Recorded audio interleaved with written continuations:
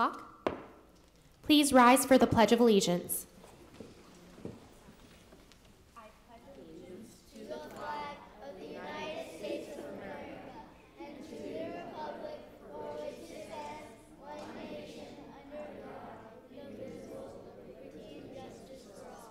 Please be seated. Roll call. Commissioner Shu? I'm here. Commissioner Kumarapan? Saying that wrong. Gopal? You can Yes, go. Gopal. Commissioner Gopal. I'm here. Chair Tambe? Here. Commissioner Davis? Here. Commissioner Wilson? Here. Thank you. Excellent. We'll go ahead and move to the approval of minutes for the special meeting on February 7th. Looking for a motion to approve the meeting. I move to approve the special meeting minutes of February 7th. I second it. Excellent. Seeing as we don't have any additions, we'll move to a vote.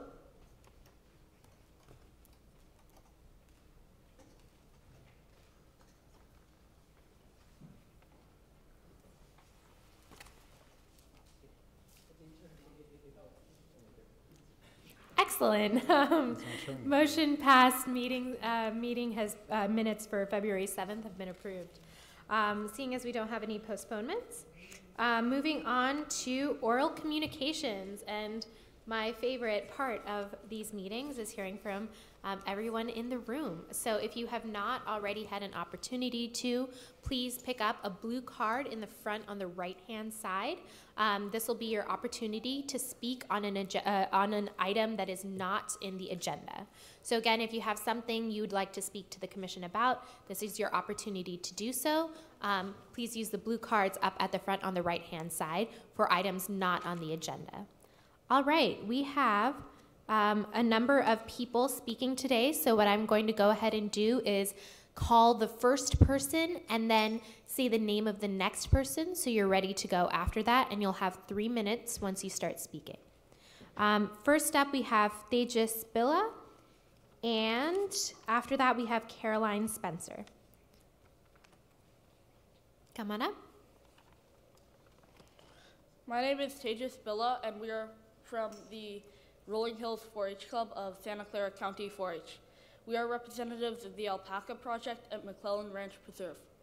4-H is a leadership development program for youth ages 5 to 19. 4-H is like Boy Scouts and Girl Scouts, but for both girls and boys. Although we are known for agriculture and livestock, we have many other aspects such as art, money management, and STEM. 4-H is a youth-driven program where older youth mentors teach younger youth while learning life skills along the way. Youth and adults work together in a partnership, the adults being there to help and advise us. We are here today to request an extension of the alpaca pen into the garden plot area. Increasing the pen will help us get 3 alpacas and ensure they are happy and healthy. Alpacas are herd animals, so they need to be in groups of 3 or more. Thank you. Thank you very much. Next, we have Caroline Spencer. Hello, my name is Caroline Spencer, and I'm also part of Rolling Hills 4-H, representing the Alpaca Project. Like stated before, we are asking for a small extension into the community garden areas of McClellan Ranch. We are asking for the space because we would like 3 alpacas and cannot fit 3 animals, plus shelter and other necessities they need, into the space we have currently available to us. We would like to extend the existing fence 28 feet into the garden plots. Since the fence is already 16 feet from the barn, the 16 by 28 foot extension we are asking for would give us another 448 square feet of pen, which would give us enough room for a small, comfortable herd of alpacas. The garden plot covers the corner of the barn, so taking over the space would provide a better buffer around the barn, which would help consistently keep the animals safe from the public, as well as predators and other wildlife, and would improve biosecurity for the animals living in the barn. This extension of the animal spaces at McClellan would also help attract more public visitors and provide a better learning experience for the visitors to the park.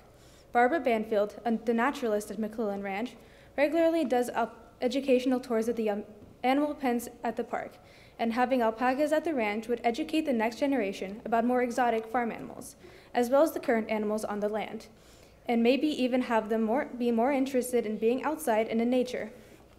Barbara also can use the fiber alpacas produce to teach youth as well as adults about fiber and wool. Thank you. Thank you. Next, we will have Elena McPherson, and after that, Lisa Warren. Hi, I'm Elena McPherson with Rolling Hills 4-H. In conclusion, the alpaca pen extension will benefit the community in many ways. Alpacas will be an asset to the community, to the McClellan Ranch Nature Center programs, will help educate people about rare farm animals, will expand participation in 4-H, and, as the only alpacas in the area, will draw the community to the park. We realize you cannot vote on this today, but we ask that you add this to the next month's agenda. Thank you. Thank you very much. Next up, we have Lisa Warren. Hello, commissioners. I have somewhere else I need to be, so I'm really glad I got called soon. By the way, I'm a 4-H fan, but I'm not here to speak on their behalf. So, sorry guys. What I want to talk about, just to get it on the record, I've mentioned it at a couple of other city meetings already. There's recently been out loud discussion or mentioning of, as I see it, related to the Parks Master Plan, either shared use or acquiring of the land that CUSD purchased adjacent to Sedgwick Elementary School. And I just want to voice my opinion here for the first time out loud that having a partnership with the school district, I'm a fan of. I understand there's only 2 schools that don't participate in that currently, and Sedgwick is one of them, which I did not know until recently. So getting them on board to include Sedgwick with shared spaces for park recreation activities is great, where appropriate. I do not believe it is appropriate to acquire that land. And I ask you, anyone who's thinking that way, to contact me and have a discussion about why it's not a good idea. That land was purchased by the school district under the guise and hopefully for the reason to expand the school when needed, and because the property became available and it was a once-in-a-lifetime chance. I don't fault them for purchasing it, but if they now turn it around and sell it, there's a big problem. And I don't think the city should participate in that problem. Thank you. Thank you very much. And next we have Chris, and I'm sorry, Chris, I'm not, Nuther? Yeah. There we go. Hi, thanks for having me. Yeah, I just pronounced Nutter. I got it pretty bad in middle school. Oh, no, I just couldn't read your handwriting. Yeah. My name is Chris Nutter, and I'm a 3rd grade teacher at Collins Elementary, nearby. We have some Collins students here today. So for years, we've run a garden club at our school, which has a mission of exposing students to the wonders of nature. We've also worked very hard over the years to turn our school into a habitat-friendly landscape with a bunch of native plants. And we're always trying to teach kids about the relationships between plants and the life they support. This brings me for my reason for being here tonight, the use of herbicides in Cupertino parks and schools. Every spring during the February break, signs go up at Collins asking people to stay off of the fields as they are maintained by the city or by the district. This leads me to ask an important question. How can Cupertino abandon weed killers altogether for the health of our habitat and citizens? Herbicide use works against public motivations for visiting parks, as well as the goals stated in the city's Parks and Recreation Master Plan draft. Improving access to nature and conservation were the #1 listed priorities on the plan, as shown on pages 16 and 30. Page 37 lists a variety of specific actions the city could employ to attract wildlife, many of which may be observed at Collins. These include native plants and nesting facilities for bees and birds. These goals are to be applauded. Count me as an ally and a resource in this good work. Whatever measures we take in this regard, however, the simple fact remains that every time the school district or city sprays herbicides, Thus, habitat building work is being undone. Many of the weeds these poisons target are actually used by butterfly species, such as the painted lady, which feeds on cheeseweed, which is studied by second graders across the district. The data on insect population collapse on a global scale is startling. It is specifically linked to glyphosate use, aka Roundup. This is a widely used herbicide. It's responsible for honeybee collapse and also is considered to be a key factor in the plummeting of monarch populations in the West Coast. People believe they could potentially go extinct. We have milkweed plants planted across our school, and we had for years, but never as a child witnessed the miracle of monarch metamorphosis, not once. There's a human toll of pesticide use. You may have heard of the suit being brought up against Monsanto by an Oakland groundskeeper. He was awarded a 9-figure damage, and there's very startling evidence that exposure to glyphosate and other herbicides it leads to non-Hodgkin's lymphoma, but still we spray. This is putting the city at risk of liability lawsuits, and it also creates health risks to students and to children. There are all alternatives to spraying. Many cities have abandoned the use of glyphosates, and I'm hoping we may do the same. Thank you. Thank you very much.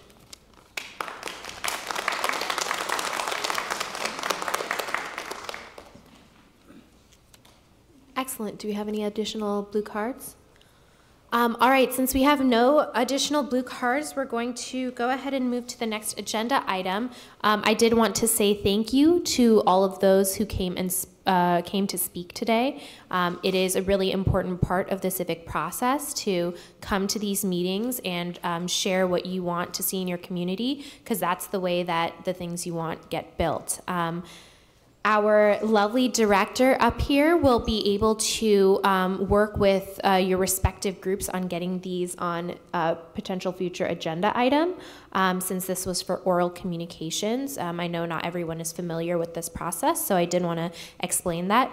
What we did with this is that we heard you, and we will look to potentially put these items on a future agenda where we can actually discuss it, ask questions, and deliberate on and make decisions on the things that you all brought up. So thank you very, very much, and we would love to have you all stay for the remainder of the sessions if you would like to, but we know that many of you are young and probably have to go eat dinner and head to bed.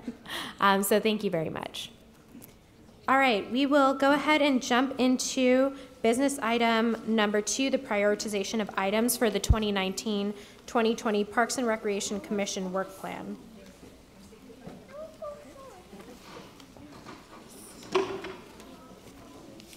Okay, good evening. Jeff Melkus, Recreation Community Services Director. If I could comment just briefly before we go into this, we will be contacting both groups that spoke tonight in order to make some coordination efforts. So I think everybody's on their way, but that's great. Okay. Chair and Commissioners, we provided you a list last meeting of different opportunities for agenda items, and we had some discussion. We have got our current ones listed on the documents that we provided you previous, as well as a list from you that that describes different opportunities, different agenda items that you'd like to be considered to be put on the future agendas for next year, meaning July through the following June.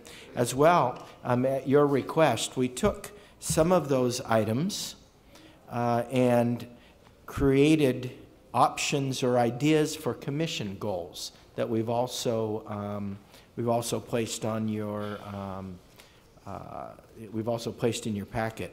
The idea with these commission goals are just ideas that you'd like us to work a little more on, maybe do a little more research. Basically, they each come with action items. So for instance, The first one that we had listed for ideas for commission goals: support and review plans and objectives for the new community gardens at McClellan Ranch. Action items may be to recommend priorities for how the new operation will operate, and priorities for a grand opening celebration. Of course, there will be many priorities attached to this item. This list, to a certain extent, deviates from the way that we've done goal planning in the past. In the past, we've really had more of an agenda-driven set of items that we knew we wanted to work on. This way, by listing these 10 or 11 items out, this is just the start. This would give you the opportunity to make other recommendations or priorities, and then we will go through and work on trying to firm these up, and then you can pick and choose which ones you want and adopt those or replace them with others. But again, each of the 10 items happen, or 11 items, happen to follow the particular particular goal items that you told us you wanted to work on. So tonight, I think the plan would be to take a look and go down through the list that we provided. And I don't know if we have, Kevin, did we have a way to get this onto the screen? I don't remember whether we were able to do that, but for folks in the audience or at home. But what we'll want to do is figure out which of these are priorities for you, and if you have suggestions for any of these to go on to particular dates. We've also provided you the items that we will be working on that we know are on the draft. By we, I mean the department. And I can read this list. These are items that the City Council are considering to be part of our work plan. The renovation of the community gardens, adoption of the master plan, themes and action items for our 3-year strategic planning effort, the all-inclusive playground, working with the athletic fields policy that includes Sunday use permitting fees, considering multiple uses of athletic fields such as co-location of off-leash dog areas, programs for teen engagement, and completing the departmental marketing plan. So those are the things that you'll find when you look at the draft plan, draft work plan for City Council. So that's basically where we're at. That's our kind of our next step. Excellent. So do we want to just start from the top and go down? What is most useful for you? I think that would be the best. Excellent. Do we want to start with the list from us or the ideas for commission goals? I'd say the list from you. Okay. And if you could kind of identify which of those items are most important to you, or maybe they all are. And if they all are, then we'll get those placed onto the future agendas for you to be able to adopt. If it's not on the screen, can we put one of these up on the overhead? Yeah, absolutely. so at least the people can. Kevin, could you maybe do that? He might be able to work some magic over there.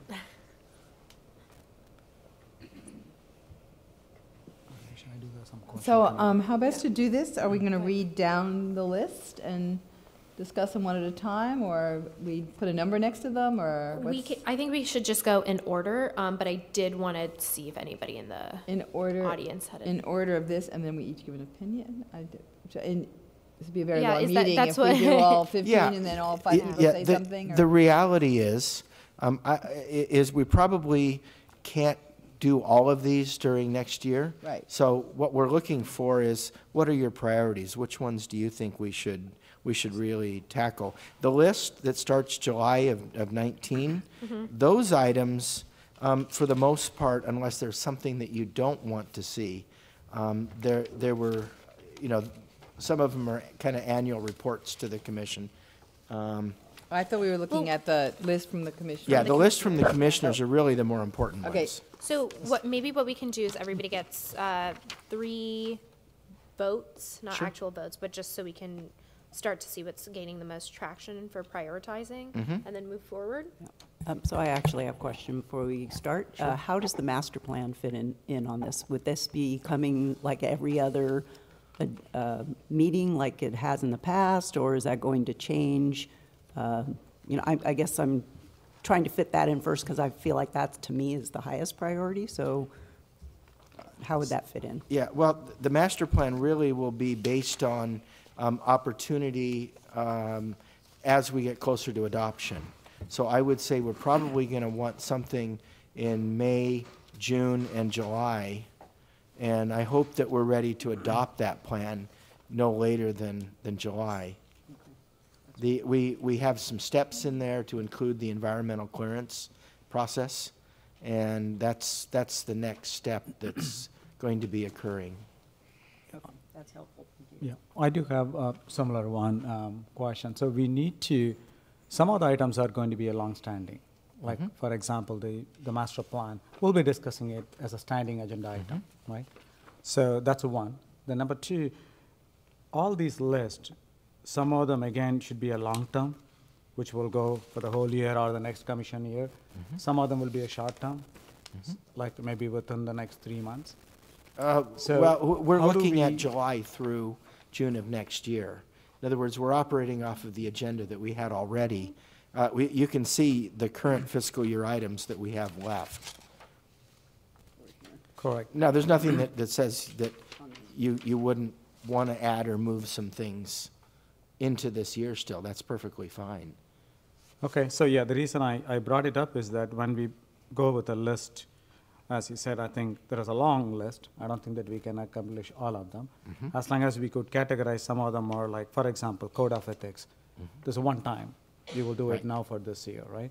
Some of them, it will continue. So if we could able to categorize into a long term as well as a short term, it's easy for us to vote it. Otherwise, we might end up in having all tactical items in the plan, which will go one by one, without even connecting the dots for the longer term. So Correct. It'll be good for us to split into a longer term and a short term so that we know that. So that's one of my suggestions. Okay. Excellent. Kevin, is there a way that we can move this down so that it's on the list from commissioners? For the folks who are here in the audience today, what you're seeing right now is a list of potential projects and future projects that the commission and city staff will be working on. If you have an opinion or thoughts on what we should be focusing on, if you want something to happen faster or sooner or in a specific timeline, now's your opportunity to actually talk to us and let us know what your thoughts are. So there are blue cards up at the right side of the dais over here. You can fill that out and let us know if you have thoughts or perspectives on what we should ensure is on the agenda for the next June or July to June, 2019 to 2020. So if you can see, there's a very long list, and we hope to accomplish all of it. But there's a limited time to do all the things we want to do. So this is our opportunity to prioritize that. So again, if you have an opinion and or a perspective, please fill out a blue card up on the right-hand side, and you'll have an opportunity to speak shortly. Do we have any other clarifying questions? Yes, I don't know exactly how we're doing this. For this specific list, I have some question. Is it the right time to ask, or Yeah. we'll discuss? Yes, perfect timing. I think on this list, we missed one item. In this draft work plan, the first item is joint use agreement with CUSD for some facility. And on this list on the screen, there's only partnership with CUSD for the Sedgwick property. So maybe you missed the... Yeah, we may have missed it in that one. Yeah. We could add it. Okay. Absolutely. And I have other question is, so those items actually are quite different. Something like the Lawrence meeting update, I think we just hear maybe the staff report. So, but for the partnership with CUSD or collaboration with other commissions, that means a lot of work by our commissioners. So that's some different work. So if the Lawrence meeting update, we can put on one meeting, but so That's by the staff. And on that meeting, we can also be some item working by commissioners. So there won't be the resources conflict. So yeah, I think this is in line with the long-term and short-term. So we will have a short-term one, as that's what I said. I think what you pointed out, Commissioner, is that's a short-term, maybe one meeting we will do it. For example, collaborating with the commissioners and the city, the community. It's a long-term, it's ongoing. And you might do it as a quarterly update. Quarterly, we will visit that. Sure. And then the other ones can just come as a spot for 1 month. Exactly. Yeah. And that's the direction that we're asking for, is which items should be, which items do we expect that you want us to work through and place on agendas, and which items aren't as important?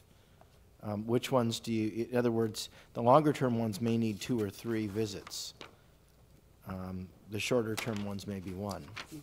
So would you prefer that we either in our conversation divide it in twos into assigning which ones are short-term, long-term, and then prioritizing in those groups?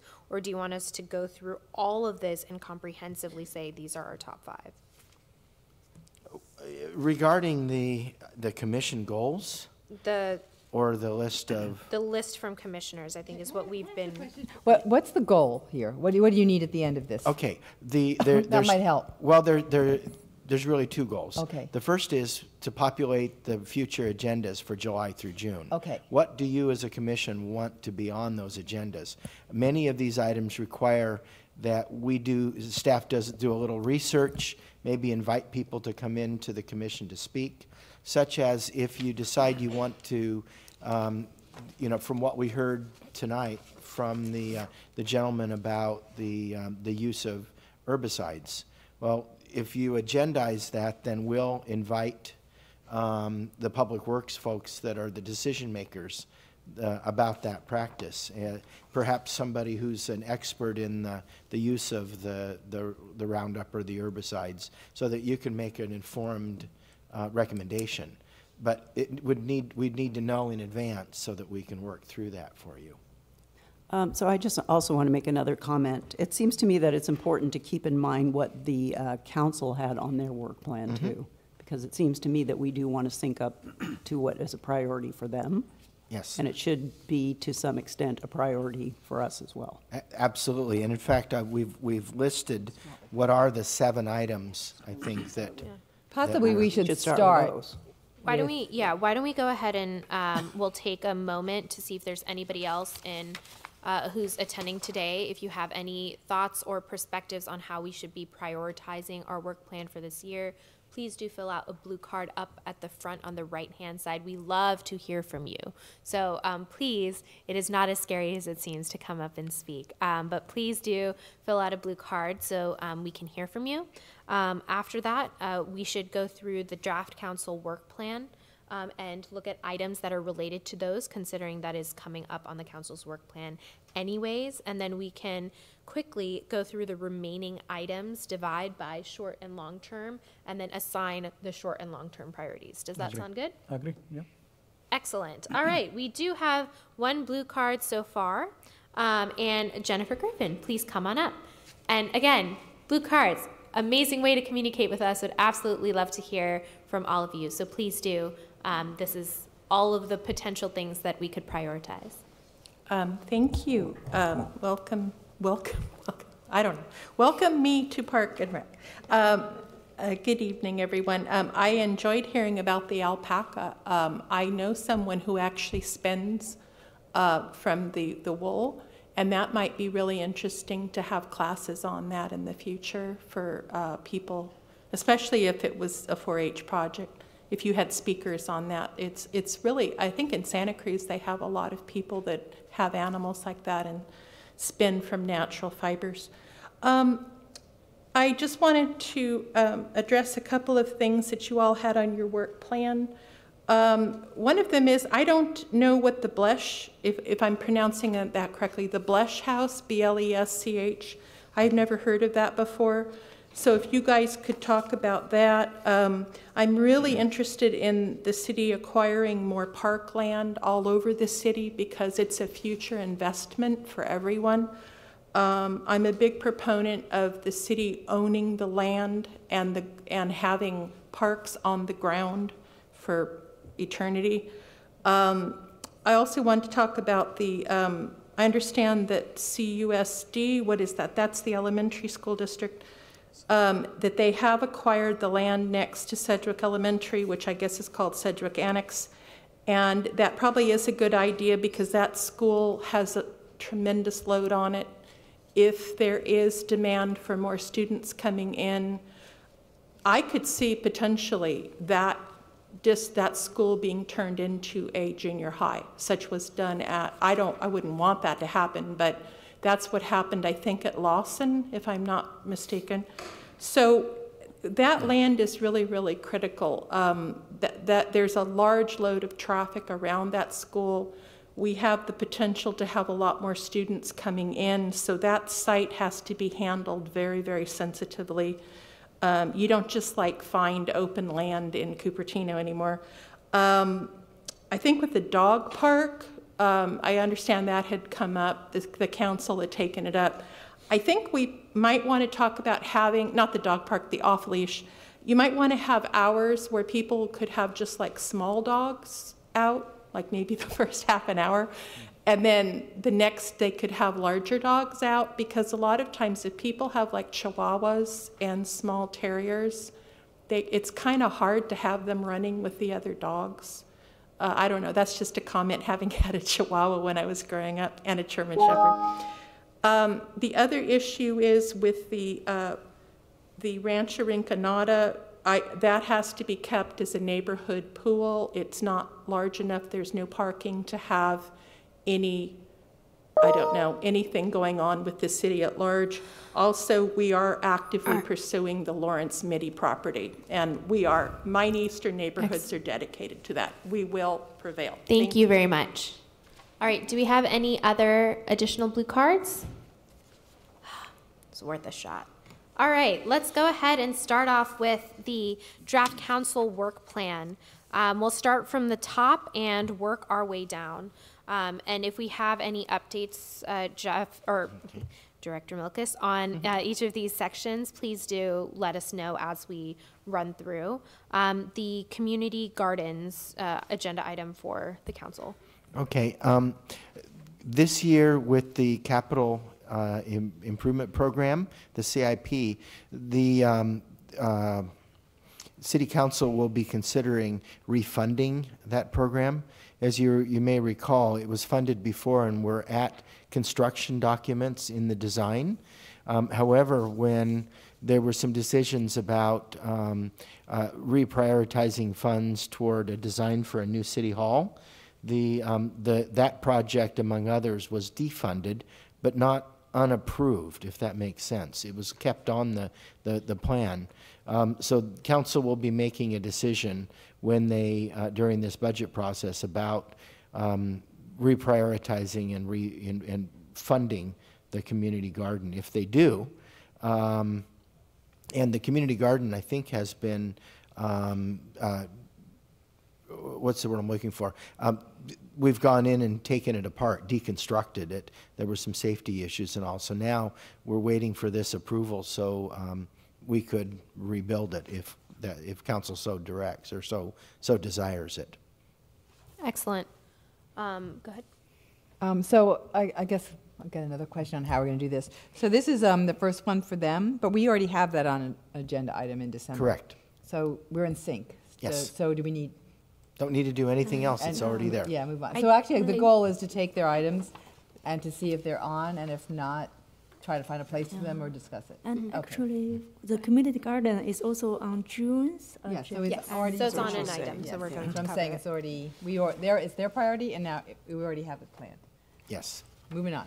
Excellent, but it's good for us to get an update. Awesome. The system, adopting the system master plan. Okay, as you know, the plan itself is in what we call a public draft.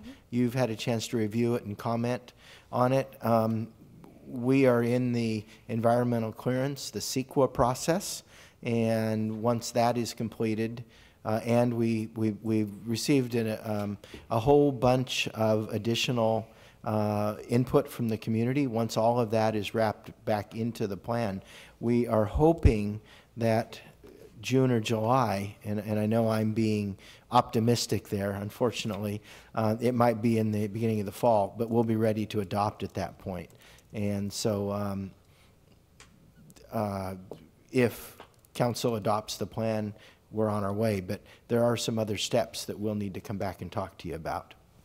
Okay, so it sounds like we don't need to add it for next year because we're hoping to wrap it up during this year, but if need be, then we can add it for next year. Then we can add it in. Okay. Yes. All right. Excellent. Good.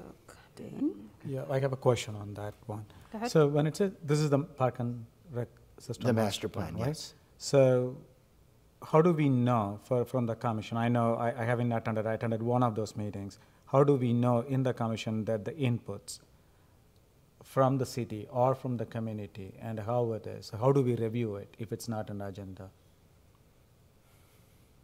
How do we know as a commission here to understand those inputs or any actions? I think you'd have to go back and look at all of the commission meetings and read all of the documentation that's all on the city website. Yeah. And then maybe talk to Jeff, maybe meet separately with Jeff. Might be a good that would idea, work. Too. Commissioner, you're exactly right. The city webpage has all of the input. Anytime somebody filled out a comment card, say, they're scanned and put into that webpage. So we maybe I was not clear in the ask. How do we know the steps taken based on the input? Should we go every time go and look for the updates, or the city, or the staff will give an update to the commission that these are the inputs, these are the steps taken? Oh, we certainly can do that, absolutely. Yeah, that's what I mean. It need not be an agenda item to discuss, but I would like to see that. What is the actions taken based on the input and how it modified the plan? My recommendation would be to put that on a future agenda, and we'll certainly bring it to you. Yep. There has been a lot of input, and so we'll have to figure out a way to do it efficiently, but we certainly can. Yeah. Any specific actions which is taken by the staff, by the department, based on the input? I would love to know, as a commissioner individually, I would love to know. Yeah, as an example, at some of the other commission meetings, as well as in front of city council, as well as written response from the community, having additional community garden space was important. And we heard that loud and clear, and that's been, so we ensured that had a more prominent place in the master plan. So those kind of things, we can come bring you and say, here's the top 25, what have you. Okay, absolutely. Thank you. Great suggestion, though. And I have some related question. And so in last 2 months, actually, we see on the city council agenda, they discuss about the master plan. Mm-hmm. And I think there's some citizens, they went to the city council meeting to give some community input. Mm-hmm. But because the most park commissioners were not there, is it possible to get any summary from those meetings, the update of the master plan? Yeah, we would include that input. We'll include all of the input. I would say from everything from the public draft.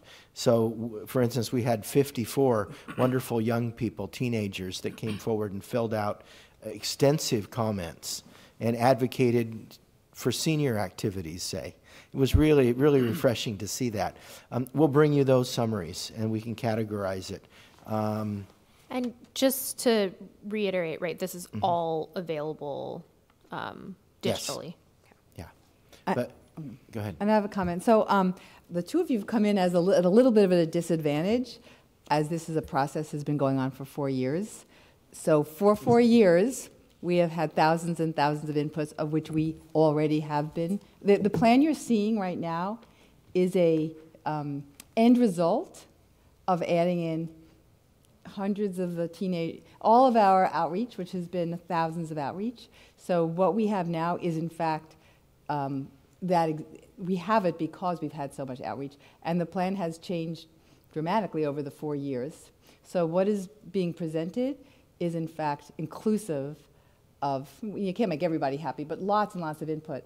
So great bedtime reading, but there is lots of it lots of it online of all the responses.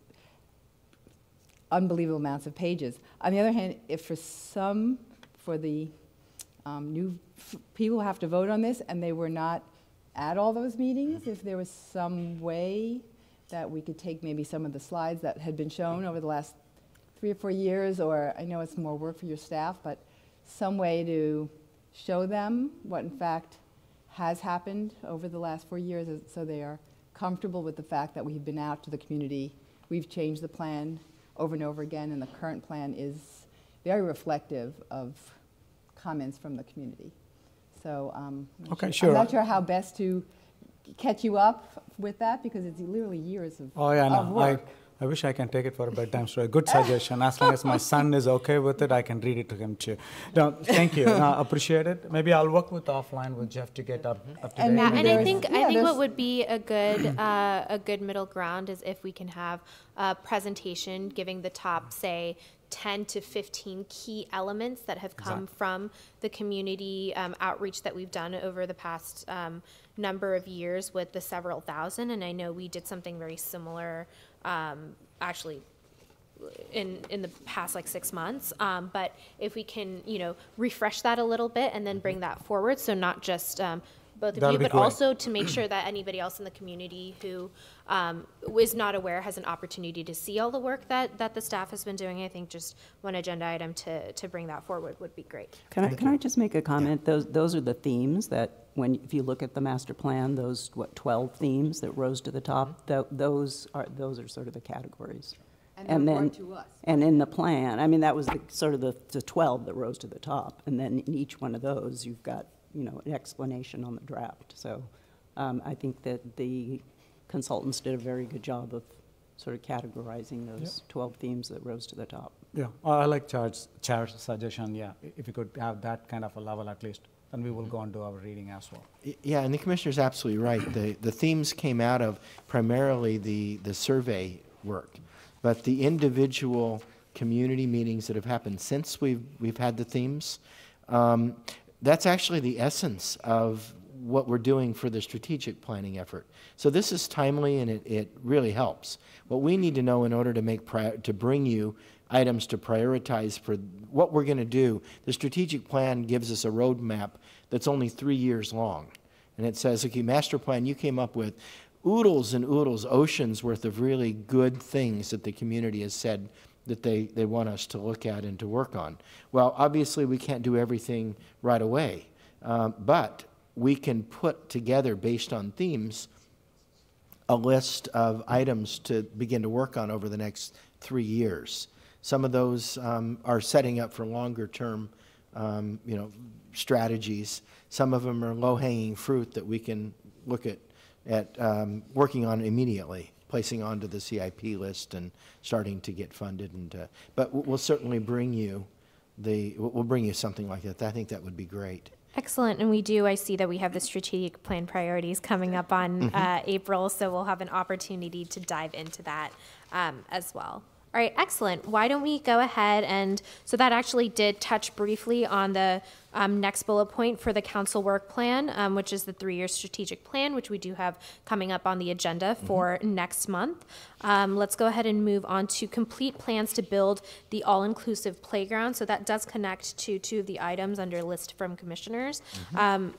What do you need from us / when will that be coming up on council's agenda so we can slot it in? I think the 2 points here, all-inclusive playground design review and focus programs and services, should probably come to us in advance of it heading to council so we can inform them a little bit better on the decisions they'll be making. Exactly, and council, as a priority, is considering placing this on their work plan, giving staff direction that we need to make it a priority with our time and resources.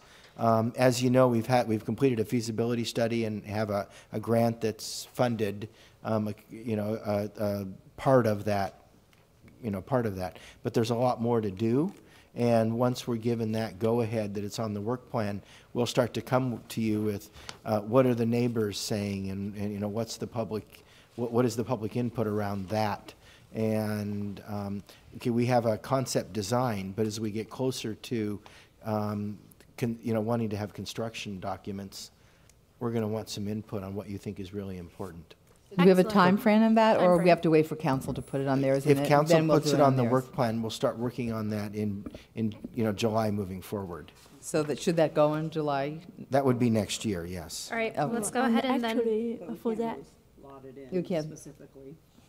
For that item, I want to share some information. So this Tuesday, several Cupertino commissioners, they visited the Magical Bridge in Palo Alto, and we really learned a lot from them. And we talked to them. They are thinking maybe they can have a presentation at our park commission meeting, or maybe at Cupertino City Council meeting, to share more information about the Magical Bridge, and they maybe educational, like some presentation to show people how it works and what's the good part of their project, and maybe we can schedule such a presentation in future. Absolutely, absolutely. So I do believe that we actually had a representative from Magical Bridges come and give us a presentation about 2 years ago now, year? I think so. Yeah, it was 2 years ago. So Yeah. excellent idea, and we can maybe share the presentation in that meeting, because they did a really great job with highlighting the key elements that they had on the playground, and they're actually working very closely with the parks and our staff to build that out. And actually, they mentioned the presentation before, and they said after that, our city told them there may be some funding issues, so they cannot put it on near future agenda. But this year, I heard the county just Has given us some funding, yeah. That's why they really hope to make. We are not sure if we can do it, but they want to, present something. Excellent. So I know, Jeff, you're really in touch with them on a lot of the developments of this. Yeah, and they're one option of many that we may be coming to you to say, do we want to brand and work with that particular group? They bring a lot of advantages to the table, but we want to make sure that we get a good recommendation from you on that before we do. Next step, council will decide whether, whether it's something they want us to prioritize their time with, and if they do, we're going to need to come to you on several fronts.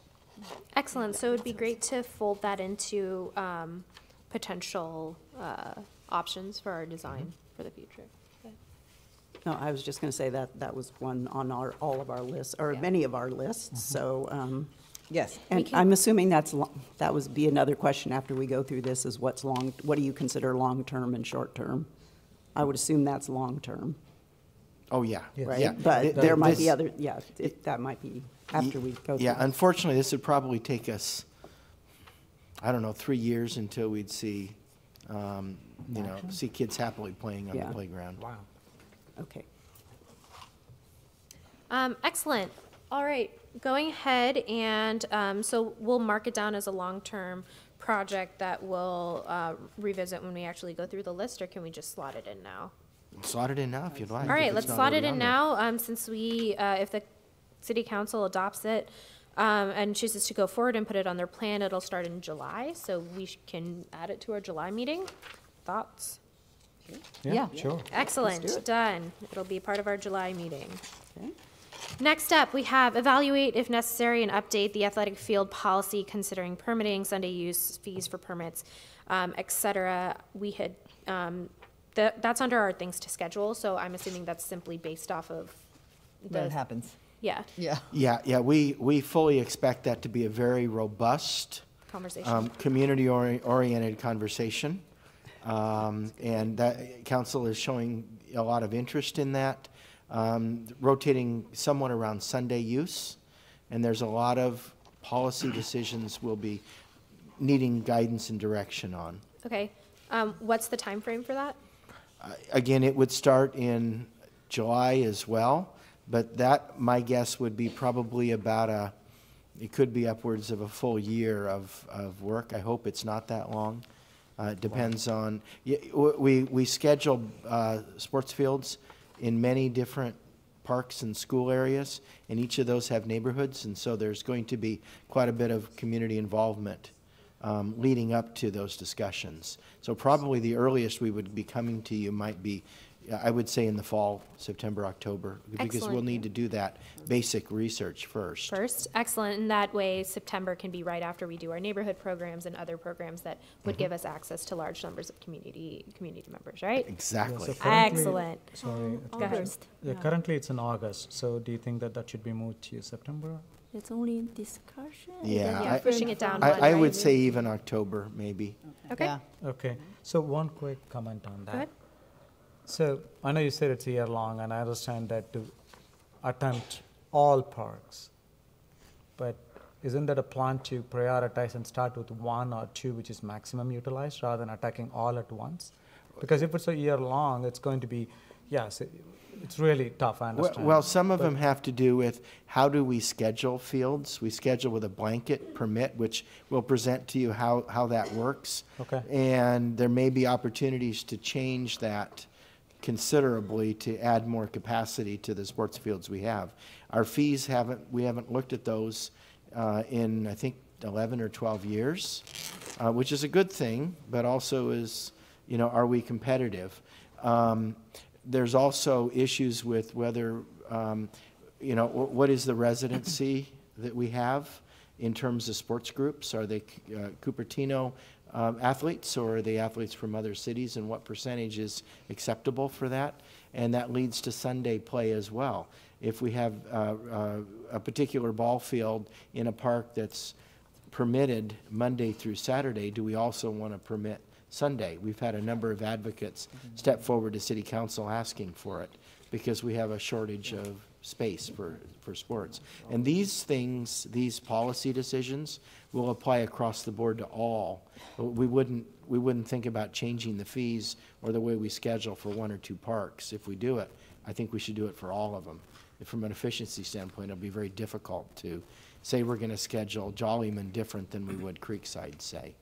Okay, no, the only recommendation, we can take it offline and when you discuss it, but the idea is that, like, for example, the dog off-leash park, which we are doing a trial, like that, it'll be good to study and see what the impact, what the results are. If you apply all at once, push the button, and it applies across, and we see a completely different results, it's going to be really hard for us to roll back. It's going to be really hard for So everybody. it is always do it in a phased approach. Typically we do it. So just a recommendation. So if the staff looks at it and say, how do we really attack this one in a phased manner and see what are those, that will be a good one. Rather than it's keeping it for a year long and we will do it at the end of the year. It's difficult. That's my recommendation. Yeah, and actually different parks have different conditions. Some parks has more neighborhood parking, and some parks, so if the parking lot is small and neighborhood, most people park in neighborhood, if you start the Sunday use, there may be more opposed voice, but maybe for some other parks, they have large parking lot. Those are yeah, precisely some different of the discussions Points. that we'll be asking assistance with. That would be. So I just want to support Golf's idea. Maybe we just start from several. Sure. Yeah. Excellent. So I do know that we will need to, you mentioned, move that to October so that we can make a comprehensive, you guys can put together a comprehensive list of the things that we learned from working with all of the community members at those various parks, especially summertime is typically high use, so it'll probably give us a solid idea of how we will need to proceed. Going ahead and, so that was moved to October, going ahead and moving forward, direct a series of programs and activities to maintain teen engagement. We do already have the Teen Stress quarterly update. Are there additional things, and then we do have the various teen programs that the staff works on, like this, or youth programs as well, but the hackathon that's coming up in a couple weeks and other programs like that. Is there additional information outside of what the teens will be coming to us with when they give us their updates, as well as the teen stress events that needs to be on our My suggestion would be a first update from the Youth Activity Board. that serves, it's a group of young people that are putting together different activities to combat teen stress. I would recommend you agendize them, have them come and give you that list, and then off of that list of what they are doing, you might want to bring back certain reports or look at certain activities. In addition to the hackathon, there's a number of different kinds of programs that they'll be looking at. Is this outside of the teen stress event quarterly update that's on our We schedule? have them on. It's already on there. Then They're that already on probably there. is fine. Excellent. Okay. Excellent. Great. And if the council wants something different than our quarterly events, they'll let us know, but Sure. they're scheduled. Okay. Yeah, so thank you, Commissioner. The same question. When it says series of programs and activities to maintain teen engagement, I assuming that it will be more than one. Yes. Which is a stress event is one we are getting it. Mm-hmm. But the more you learn and then say what those programs, then we will be able to swap or add, because it looks like in alternate months or something, we talk about the teen one quarterly. Yeah. So if needed more frequently, then we should be able to add it once we learn more about it. Absolutely. And I know that the young people are hard at work planning Okay. their stuff. They will make us work. Yes. Come to us with a lot of good ideas. I love it. Excellent. All right, we're going to go ahead and move forward to completed department marketing plan. Yeah, and your action on that really will be to, accept a presentation on that and to make suggestions on whether or not we want to do certain things that come out of that plan. We know that we've tentatively looking at a special meeting in November, I believe on the 18th, just for that purpose, so that the consultant that's doing that work has the chance. That they ask if they could, what's most appropriate for them to report out to, and so this body is certainly where they would want to come to. Excellent. And seeing as that's scheduled, checking it off. Fantastic. Then I think what we'll do is go ahead and move through the list from commissioners at a preferably rapid pace. Remember, this is not us discussing the agenda items themselves. It's simply us prioritizing these items and where they need to go. And the work plan can always be updated. It's a fluid document, so that's also something else to keep in mind. Excellent. So, code, let's begin. Code of ethics. Are we comfortable with going through this? Saying short-term, long-term, and then assigning if it's a priority or not? Yeah. Fantastic. Code of ethics, short-term. Yep. Short term. Yep. Important to me. Okay, so this is, I'm thinking, rumor has it, this is something the council is looking at also. So I'm assuming if they adopt a code of ethics, It's a trickle down? is it a trickle down? I don't know. Or do we give input before they adopt it? I'm really not sure. Again, this was a list that had come so from our last that's true. discussion. Yeah, I do have some input on it. It was presented last time when I was in Library Commission. It was presented that city doesn't have a specific code of ethics, and they wanted us to follow. And they presented it, but it had a lot of questions, so it went back, and we have no idea whether that has been altered or presented back. So, but that's citywide, and that means you will be following the same. There is no thing, but it's not yet. So I would love to see it, because it was told that we must have one. Mm-hmm. And then after providing a feedback, it went to black hole. At this point, I have no clue. So it'll be Yes, good. that was my basic question. You just Yeah. said it better. Yeah. But so this, when the city gets one, does it get passed down to, I mean, do we say that this is really important to us, we want to do it next month and send it up to the city council, or do we wait for the council to adopt one and then So they pass it down? I would push, even we send it that we need to do it ASAP, because for agree. every one of our actions being scrutinized or put under the microscope of that code of ethics lens, I would like to see that the early the better, so we make sure that we follow it. Well, I know that at least two of the city council members are putting something together based on input from you during and after the city manager's presentation last month. And so I'm sure that their council will be coming out with something, is my guess. I can't speak for them, of course, but I think that that's part of the intention of these surveys. That's what I hear. Okay, so let me suggest short-term, high priority. Yeah. When we hear from the city council, it goes to the first Action. meeting Agenda. for our action we can take with it, but unknown at this moment. Agree. Okay, great. The next two are done. Next two are done. Those will be in July. Lawrence Mitty update. Do we have anything on Lawrence Mitty update? We don't right now, but I think that, you know, when negotiations complete, if we can get someplace on that, then we'll definitely want to start coming and talking to you. That will become a very commission intensive project once we're able to Discuss it. complete that Excellent. purchase. So I think that's another one of the, once we hear, it'll jump onto our agenda. Yes. That's ASAP. kind of- We are not going to. That would be include like it. an item to Yeah. be scheduled. Once we hear. I would imagine, It's right? an OWH. Once we hear, it's going to go Yeah. on the agenda. I learned something now. Yeah. Th- Item Yeah, to be this isn't a hurry up and wait, it's a wait and then hurry Wait up. and then hurry up. All right, the Blush House. Okay, well, that was me. So I would think that that would just be kind of an update when you know anything about that. Or would that be considered part of the Stevens Creek Master Plan? And we maybe did have that's yeah, a we time did to have a wait. question on that, so if you wanted to give a Yeah. high-level overview of what it was. Yeah, so I'm happy to wait, because since that came from me, I'm happy to wait if you think that that's better talked about during discussion of the Stevens Creek Corridor Master Plan. Yes and no. That will be, you know, a key item because the city does own, this is the house next to the golf course that the city bought that's it's literally in the floodplain. I think that there's a lot of great uses for that space. What those uses are and how we come to that, I don't know yet, but I do know that there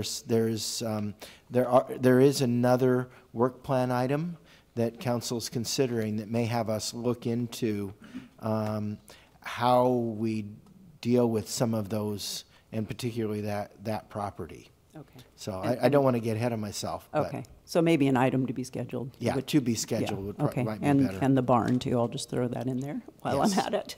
To be scheduled. Excellent. Cupertino shuttle survey. So this was something I know I had questions on, and I believe somebody else did too.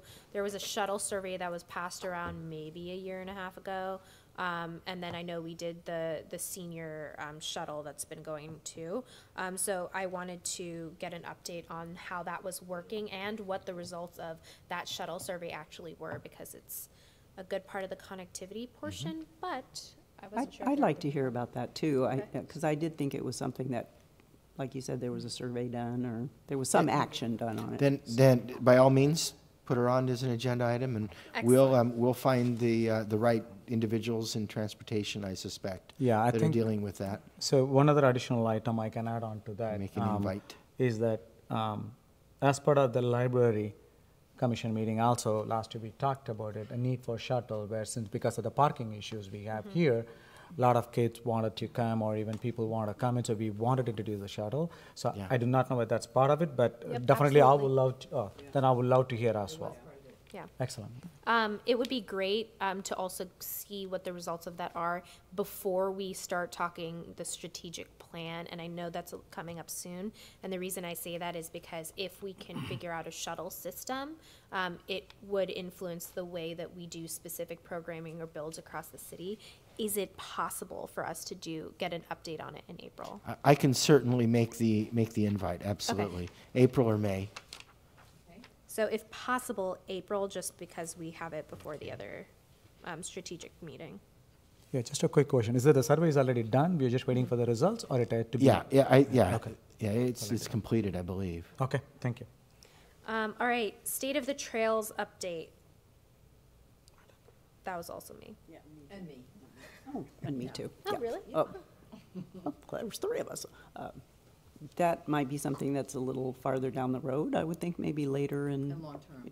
Yeah, long-term, but maybe later in the summer or Okay. fall, or. Absolutely. Again, Yeah. that's, for us, that's an invite to our folks in the planning area. Yeah, well, because it seems like the Regnart Trail is still working its way through, and so the same with the Sarah, or whatever that loop trail is, and then, yeah, the Hall. And the Hall Road and And then also, Regnart, like, there's- the McClellan bike, I guess that's not a trail, but it's a, it's a bike lane. For a little context, this was basically asking, we have so many different things that we're looking to utilize and trails that we're looking to develop. This agenda item was essentially to understand where we sit on each of the different trails, and where we are and how they all connect and what we would need to do to further connect the city to different parts. definitely a long-term though. So where do you think, it would be great to get that update, Jeff. I also think it kind of does tie into bike ped as well. So I think maybe that can fold into each other coming up.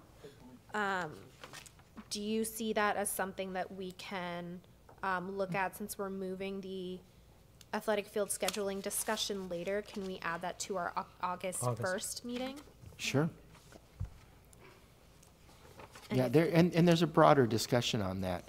In other words, we have our wonderful Safe Routes to Schools program. Should we be looking at a Safe Routes to Parks program? Just an option that's out there. We would love it. So I think incorporating that with making sure anything that Bike Ped is doing, just from a high level, not the actual joint meeting, but from a high level we see would be great. Okay. Excellent. Moving on to partnerships with CUSD and the Sedgwick property. I think I would recommend making this one to be scheduled. Okay. I will tell you that, as we've heard, if Lisa's still here, we've heard earlier today that there's some concerns that it needs to remain with the school. These are school priorities. However, if the school does decide that they want it to be something that is more park-oriented, you can bet that we're going to want to be at the table. And because of that, I think it may be best if we hold off from scheduling in case we begin to have those conversations at a higher level. Excellent. Thank you.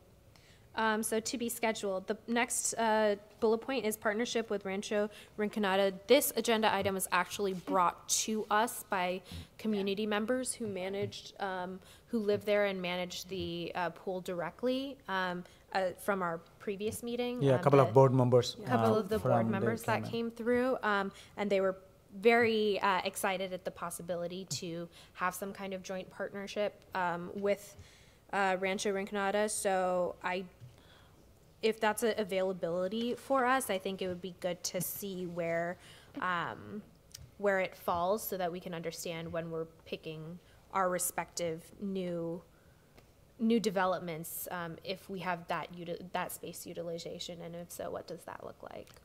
My recommendation to you on that would be to also make that to be scheduled. Okay. But with direction and suggestion to staff that we begin to have conversations with their entire board to see if it's even possible. The two board members came, I don't know, because I don't know the remainder of the board, and I don't know whether there's support overall or not.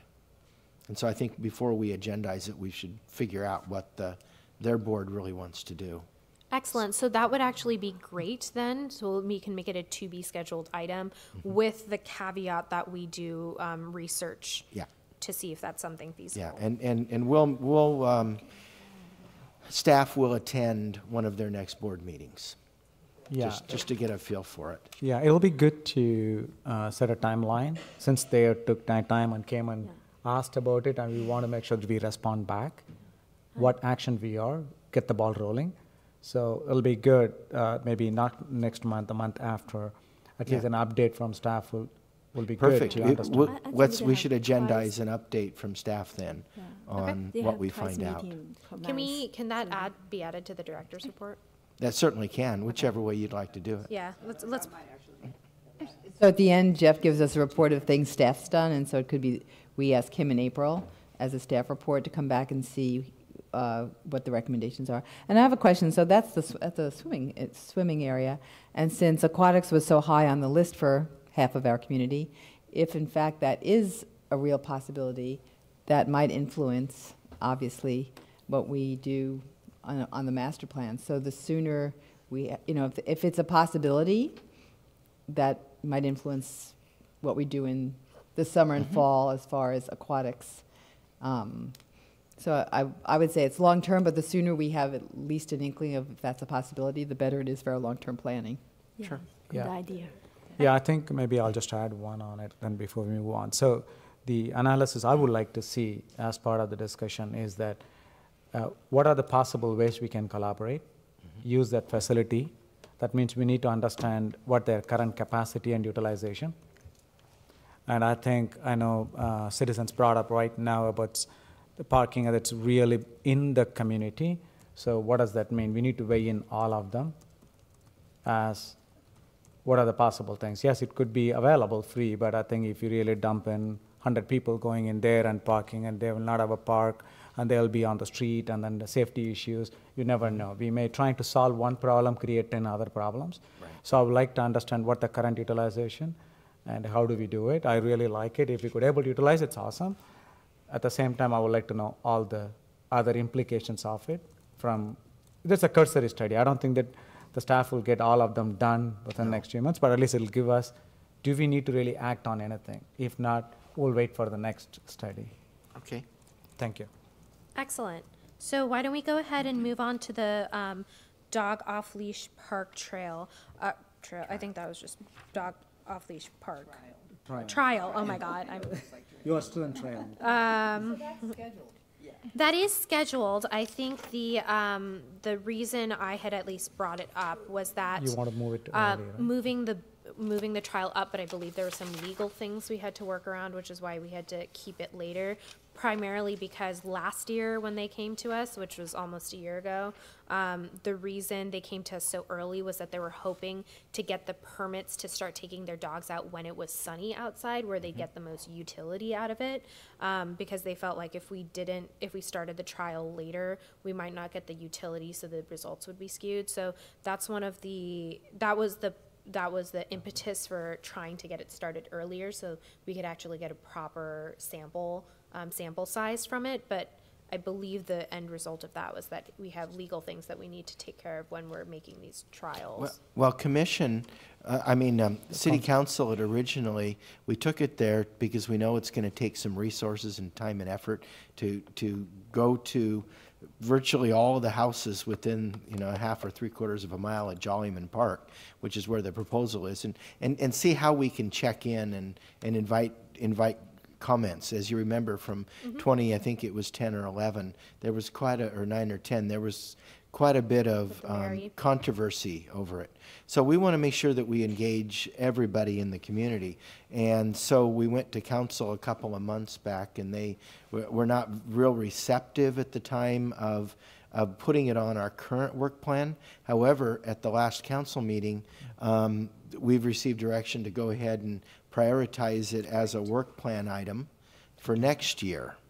Oh. So that would start in July. The concern is then the trial would be maybe during the wrong months. Yeah. So we're going to, I need to have a conversation with our city manager and others to see if we do want to jump in earlier than not with that process, and get us to the point. There shouldn't be a problem between now and May if we're given that authority to go ahead and get it completed. But again, I don't know. It's a resource question and such. So if there's a way for us to just let the council know, like, hey, thank you for doing this. We want to bump it up. If we can do that, that would be great. From a staff direction standpoint, is that the feeling of the consensus? Yes, and I think we've already discussed this, and in fact, we put that we were going to evaluate the plan in February, which sort of made it think like we would do it during the summer. So if we could go back to council and say we would like to do it now through the summer and evaluate it in February, which was also the neighborhood's request, that would be great. Your recommendation is noted. Excellent. And we'll forward it on through the city manager. Great. Yes. So one more item. I think the important part is that if it has to be in the next year's work plan, then we need to do the job early enough. Right, so that's one of the compelling things. If you push it out, and if you don't allow the patrons the community members who are really interested in trying it out very early enough, and then do it and put some remediation, and then you want to try it out, if you need a fencing or whatever thing. If you don't have enough time, then it's very difficult for us to put it in the next year plan. So that means the work has to start now. Correct. That would be a compelling. It's not necessarily that just we wanted to do it, but I think in order to prepare to put it in the work plan to get executed, we need to get those study to be done. So definitely summer.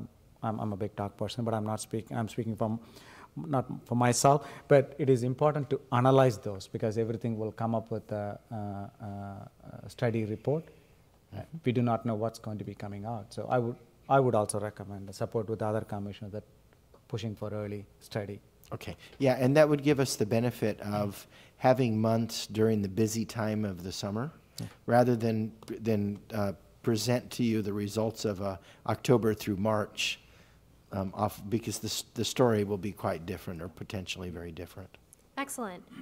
Now moving down to the collaboration with other commissions, we wanted to have a Bike Ped Commission joint meeting and or update from the Bike Ped Commission. We had talked about integrating them with how we would create a shuttle loop around Cupertino to make sure, and trail loop.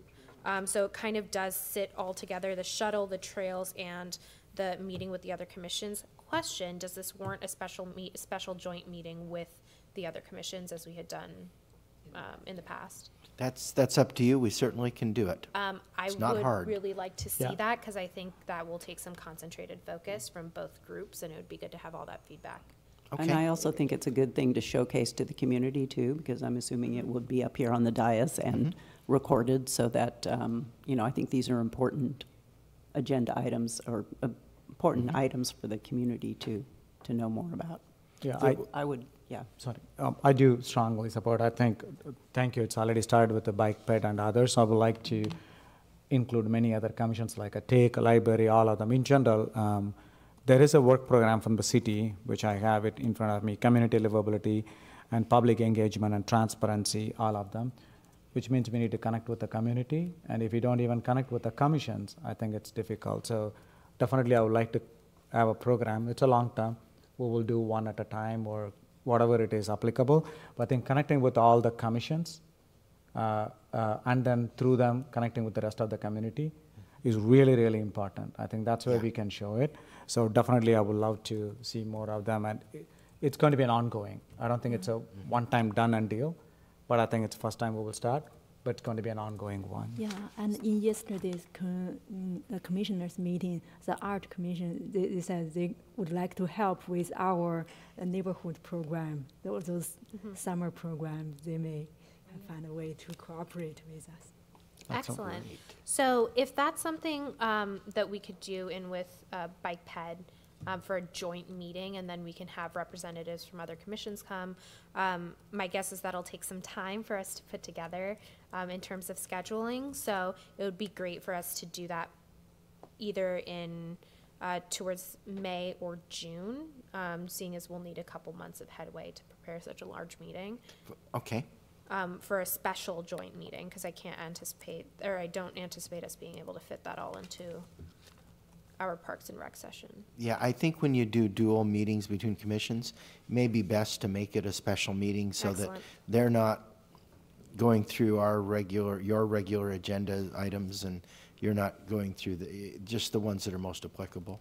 And if we could do that in June, is that something you think is feasible for the staff? We'll reach out to their staff liaison. Excellent. Yeah, I think that would be an ideal time to May, June, simply being each of the commissions are getting their work plan finalized, and that will be rolling out after going through the process which the city manager outlined last time.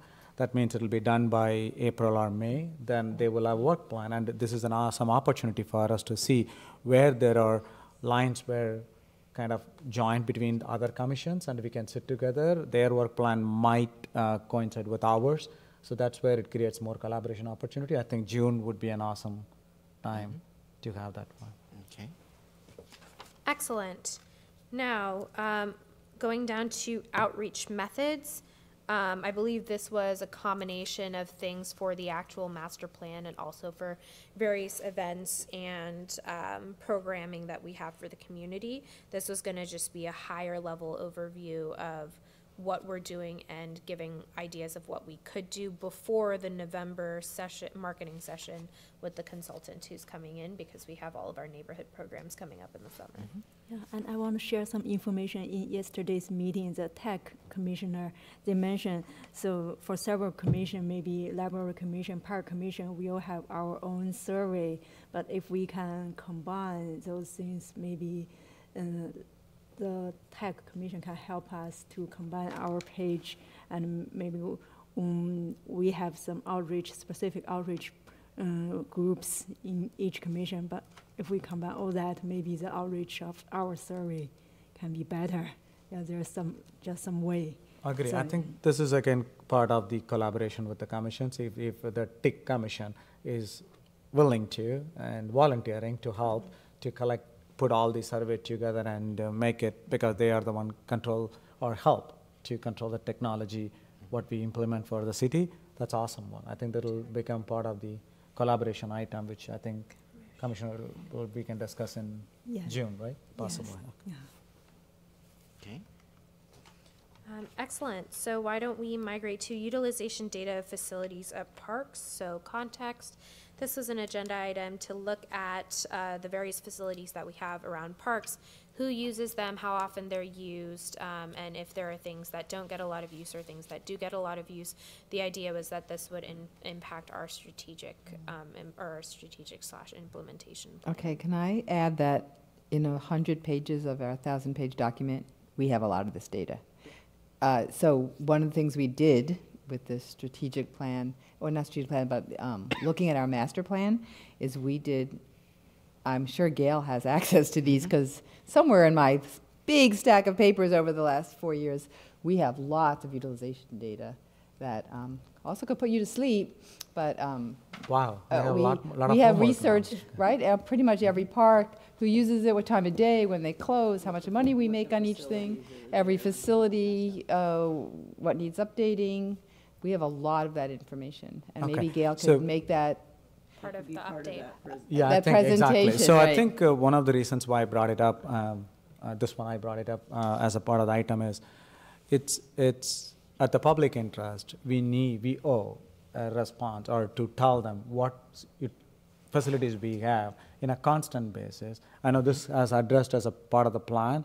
It is sitting there. I looked at two of the 200 plus pages. I did the homework. I did a little bit study on them.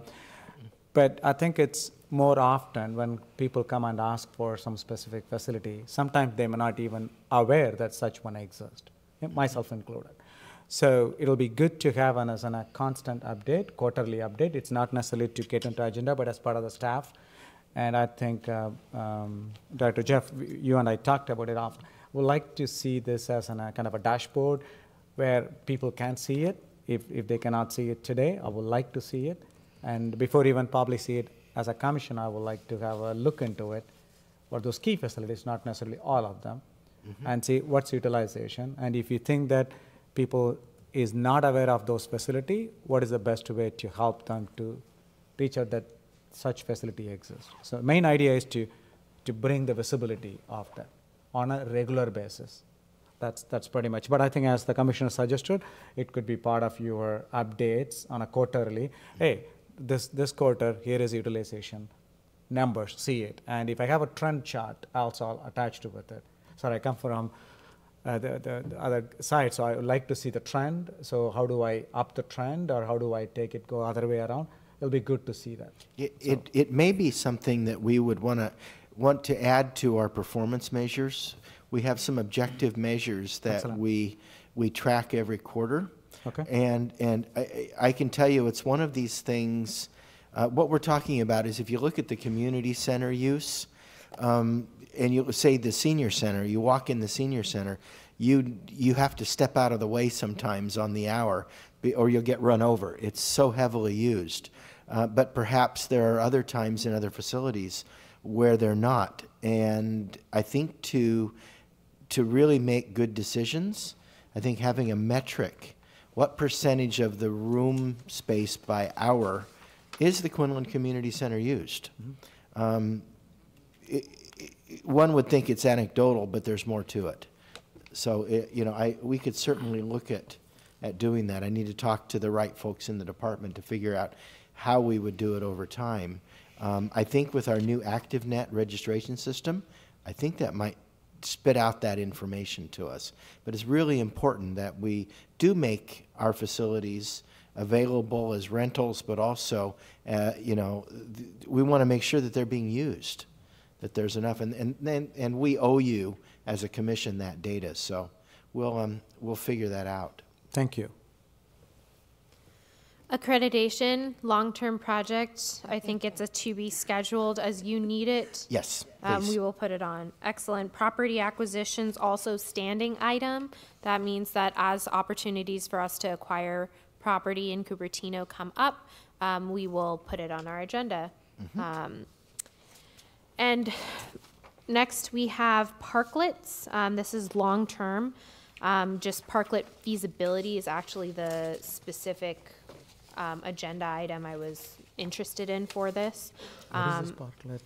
Concept? Yeah. So because space in many metropolitan and or small city areas, having large plots of land dedicated to park space is difficult. Parklets are a small alternative to that, so it'll be a smaller inlet that's dedicated either to, there's like a water fountain or a little nature area or a place people can go to sit, or they'll put a climbing wall. That's not necessarily an entire park area. I see. It's just like a tiny little park. It's a mini park. Got it. Thank you. And that can be one of the ways we use to solve the park deficiency issue on the east side. Okay, thank you. So it was very high priority 6 years ago, and we did a big study, and a lot of our communities have it around us.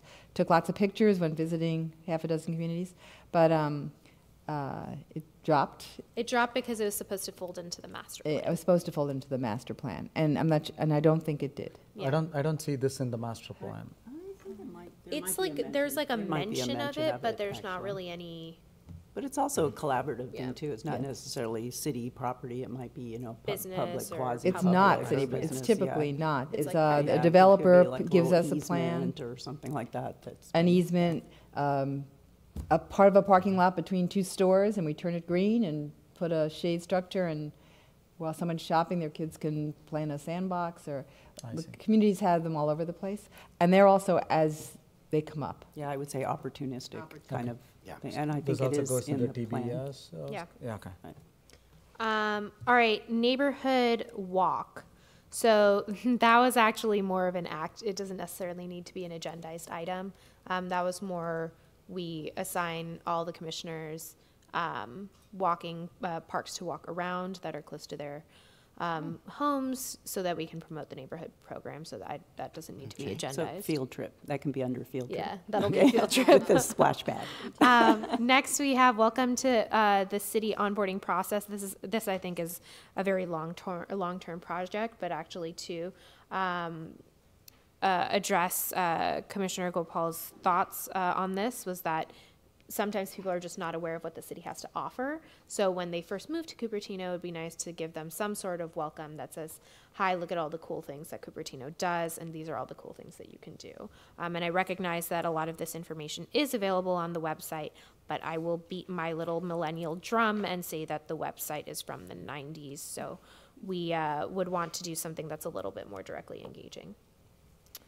One thing you may want to add to the work plan down the road is a presentation on our newly crafted and designed website. Oh, that our music to my ears.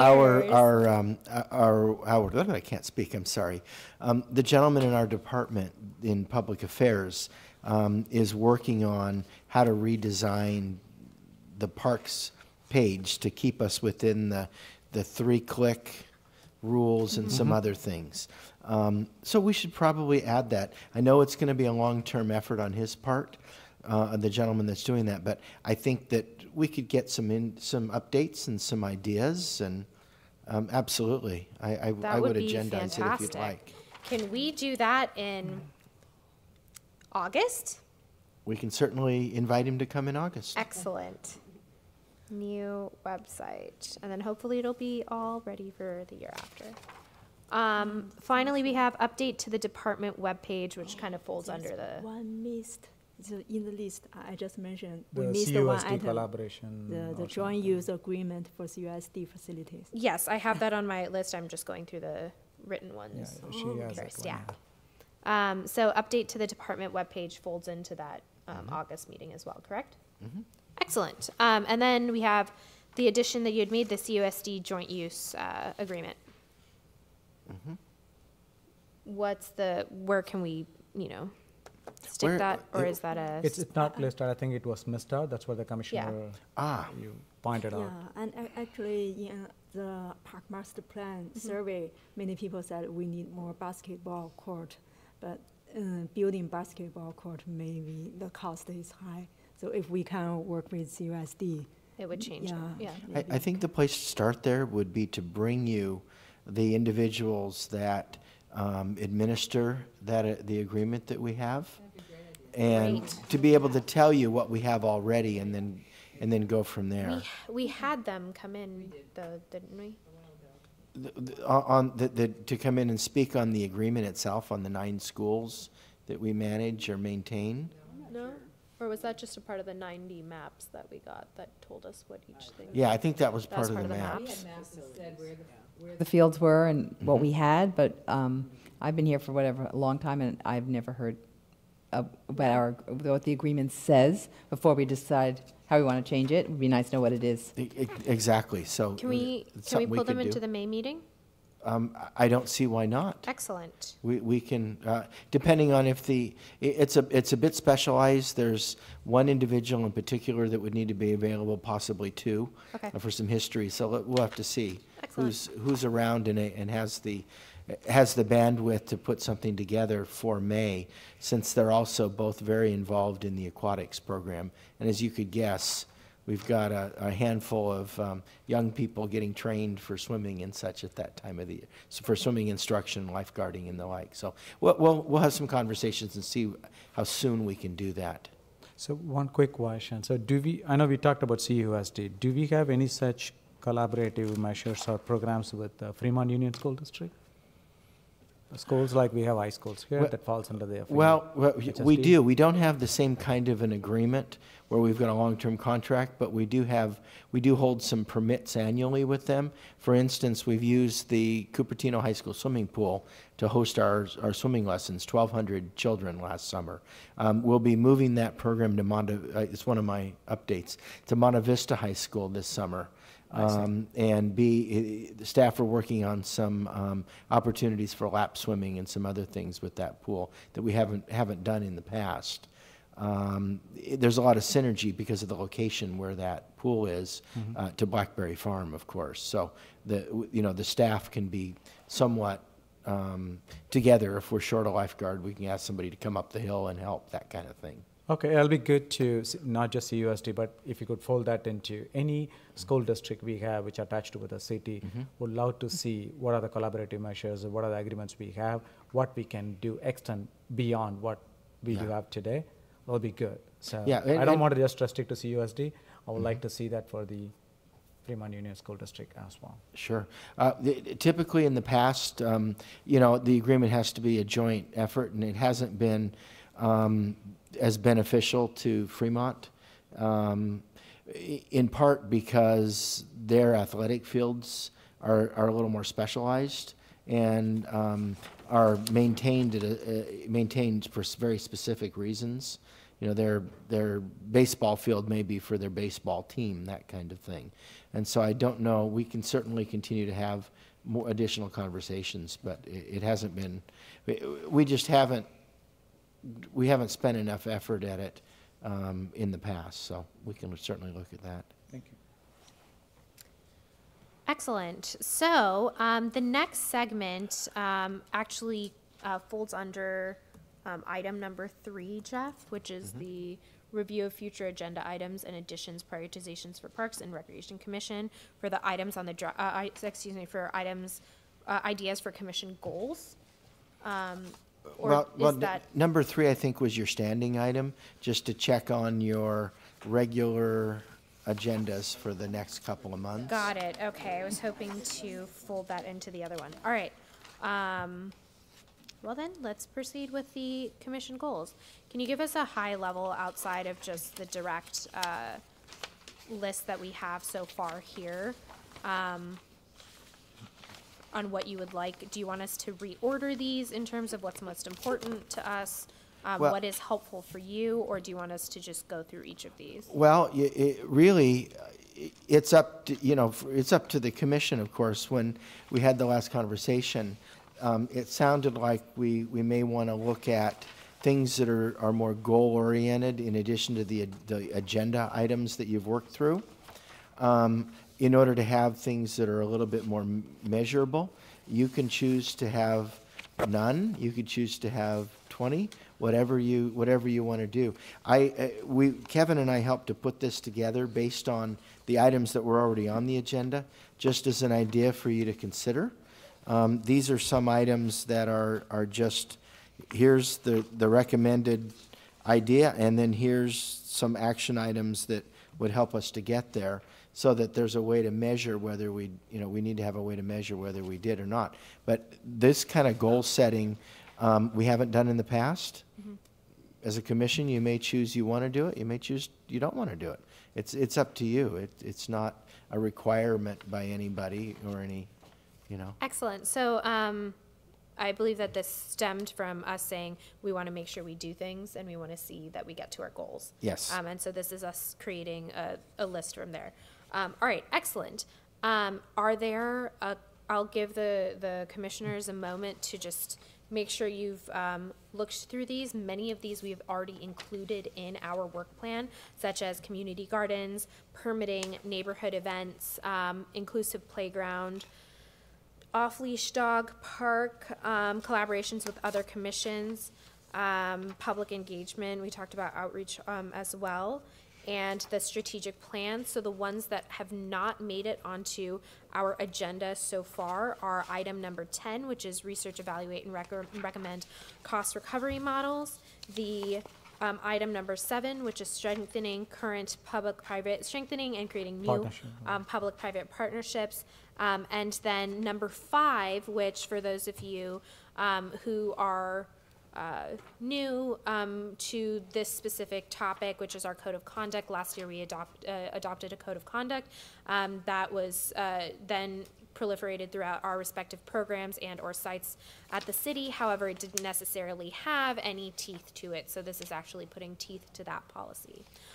Those are the 3 things that are not already included in our agenda. So my recommendation to my fellow commissioners is that we find a place to put those on our agenda, and then if there's any high level area that we're missing, then we can go ahead and add that to this section. Does that sound good? Yeah, I think that definitely. The only couple of comments. We will go through it. I don't know whether we need to put it in agenda right away. I think because we have enough on the agenda item for next month and 2. For me, I'd like to have more time to just go through this, and then where to put in. I would like to study, and then possibly in the next meeting we can do that. The other part is that all these things, I agree that we need to be these are all the SMART goals, right? It has to be measurable, and we need to see whether we really achieve it. If not, where are we lagging behind? So we need to have the metrics for each one of them defined and do it. I don't know whether we have metrics for each one of them today. I think that's not quite metrics, but the goals of the action items here. Correct. So I like it. I think this is how we need to track it. So then we need to make sure that the public is aware that these are the plans that are working on it. This is the progress they made, where they are stuck with it. That's where when we go and ask for more survey or more input, they'll be loved to help because they know that, hey, commission is stuck and not able to proceed, right? Yeah. So it'll be good, but at this point, I need more time personally to go through it. I don't think that I can do it now. Maybe if you could recommend to push it out to the So the work plan, we have a standing agenda item at every meeting, so we can definitely revisit. Thank you. The one I would like to highlight is the item number 5, because I know we've had some scenarios come up with our code of conduct and our staff hasn't had the ability to really do anything about it. So I do want to make sure that our staff are empowered in that way. And I know it's something we've been working on for a while, so can we pull that into the May meeting or the June meeting? Whatever's most useful for the staff. The May meeting would be great because I think that we'll have a draft of that policy by May. The legal counsel's looking at opportunities to help put it together right now. Excellent. So that would be literally the sooner. It's one of those things you hope you never have to apply and use, but the sooner we have it, really the better. And then it would, at a high level, at least for us to be able to give ideas to the department, not necessarily the department coming to us with opportunities, but the strategic partnerships with public-private, just more of a conversation for us rather than you guys coming to present. If we could do that in April, so that we can have a chance to give some more specific direction on that on that area. Okay. Before we plan out, as we plan out the strategic plan priorities. So again, not a report out per se from the staff, just more of a discussion for us to have. An agenda item for discussion. Yeah, that'd be fine. Excellent. And then the other one, which is the Cost recovery model? cost recovery model, that I think is based off of when staff is able to do that, so we can put that on the to be scheduled. What is that? Well, that's going to be a very productive, very interesting discussion. Basically, when we price activities or events, we're looking at what the market can bear, but we don't have a set policy that says that if we have a youth event, that we should be charging to recover, say, 70%. Or 80%. It directly impacts the fees that we would charge. There are issues with some activities and events and things that we do that are so in the community, that are so important for the health of the community, such as having clean, usable parks, that we would never want to charge for those parks. But what if you're taking, let's come up with one here, private violin lessons? Well, the one that benefits from those is really the individual that's taking them. So how should we structure our fees?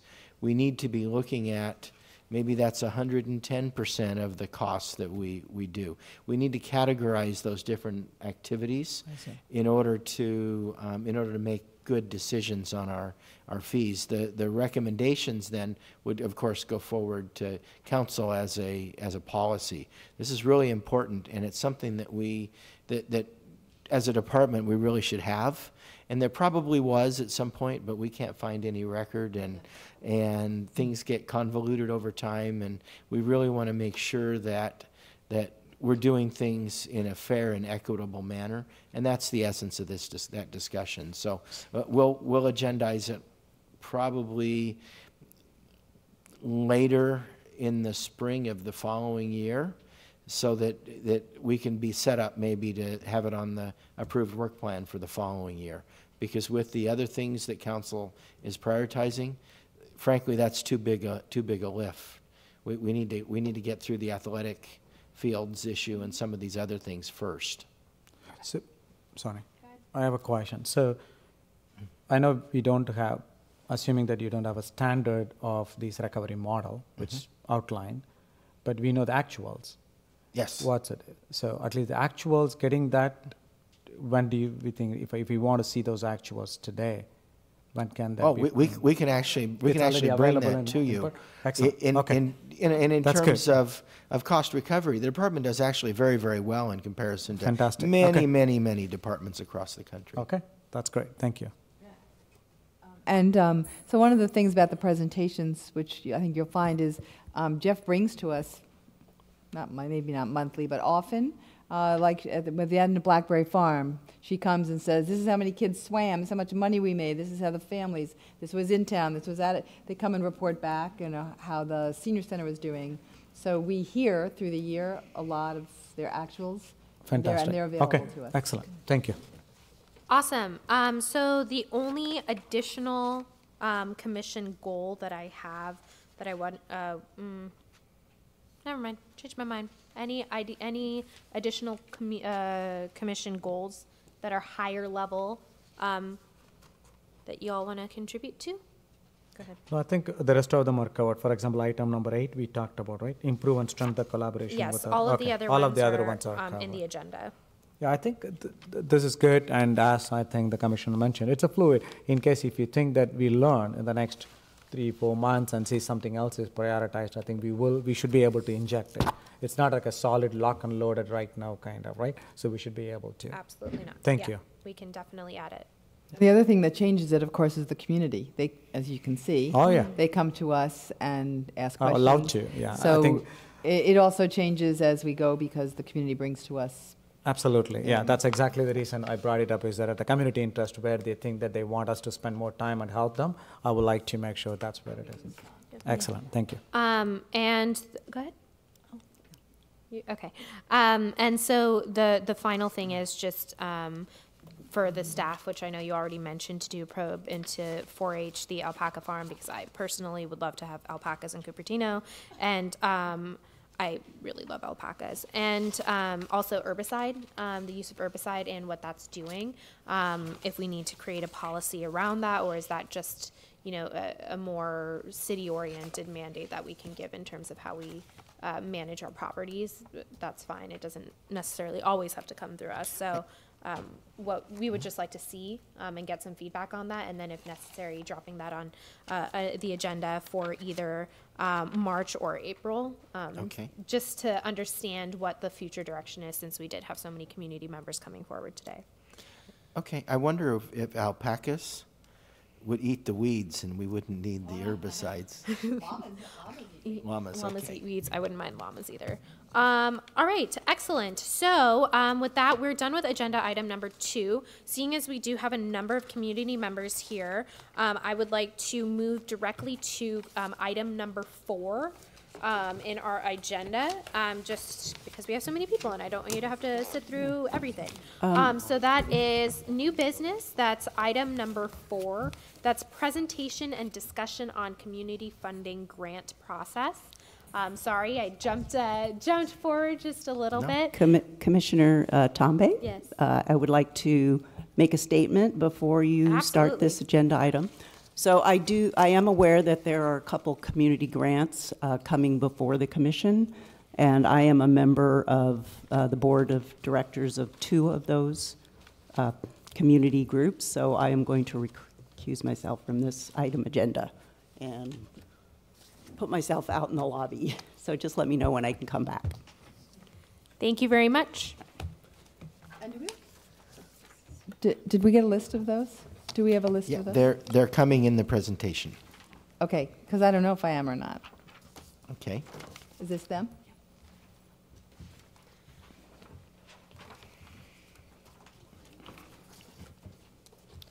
So,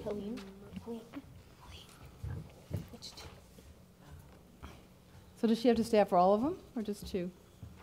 That's up to her discretion. No, I talked to the lawyer. Okay. Yeah. Which 2 are yours? Just CHS and Rotary. okay, cool.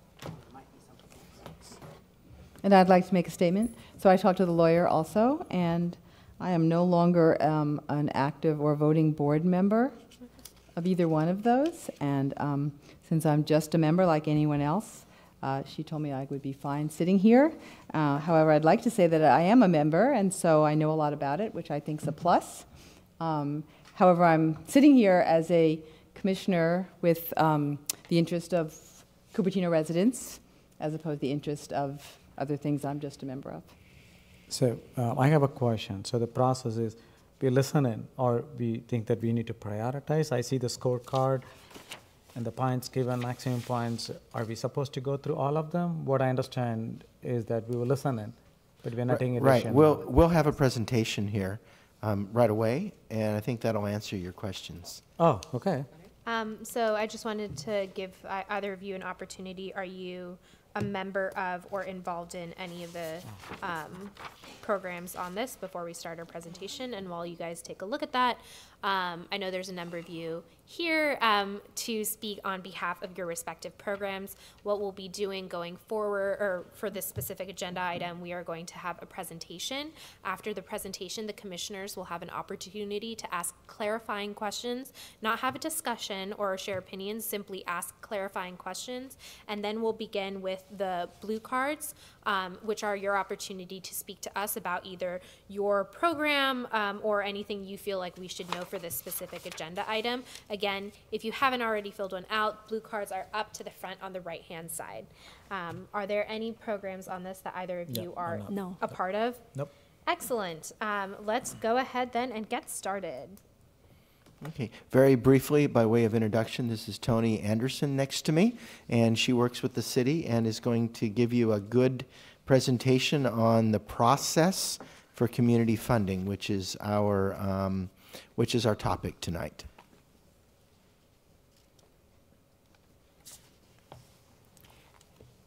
Good evening, Commissioners. My name is Tony, as Jeff had mentioned.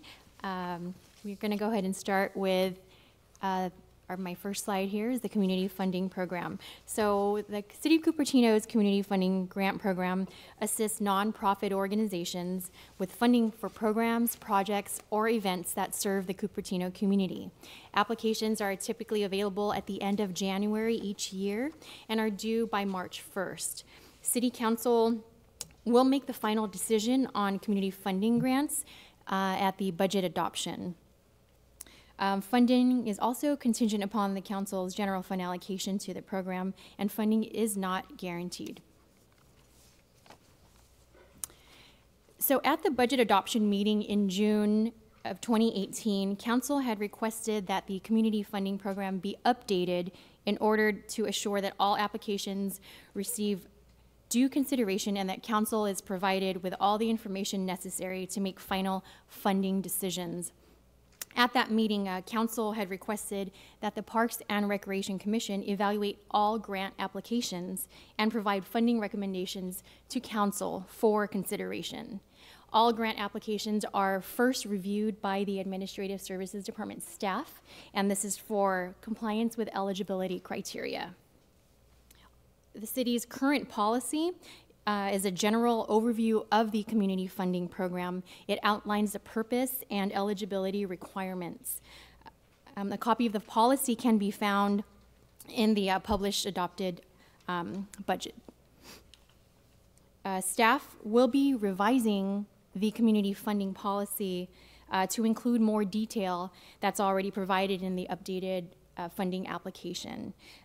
These will be items such as eligibility, evaluation criteria, restrictions and guidelines, and procedure that's not in the current policy.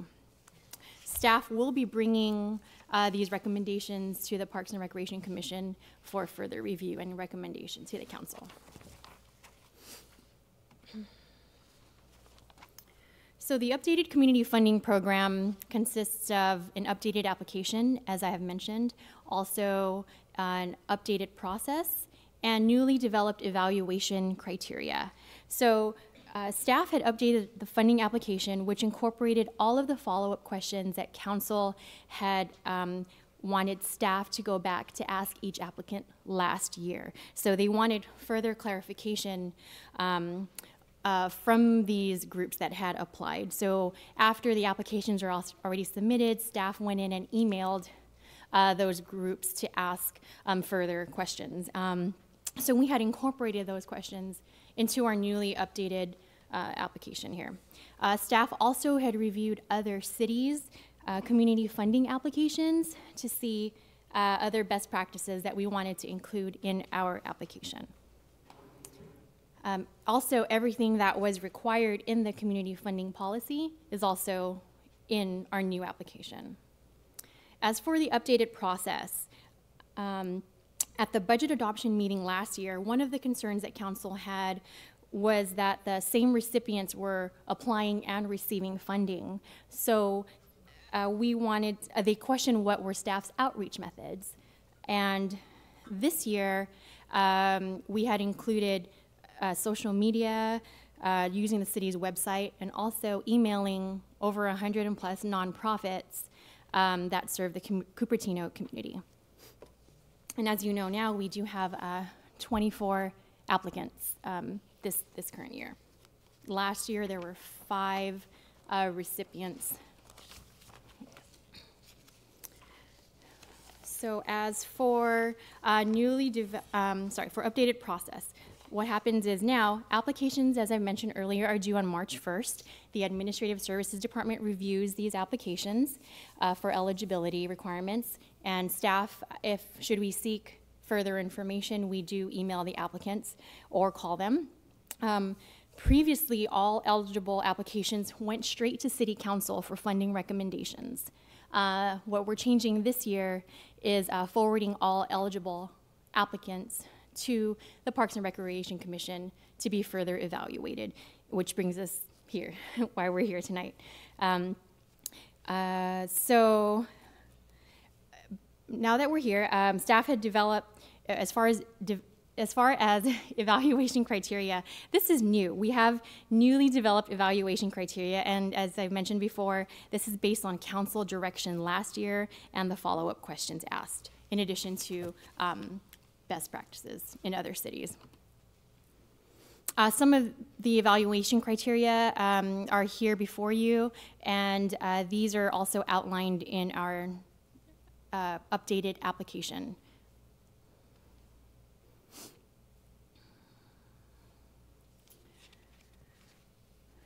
So what we want to do here is we had taken the evaluation criteria and created a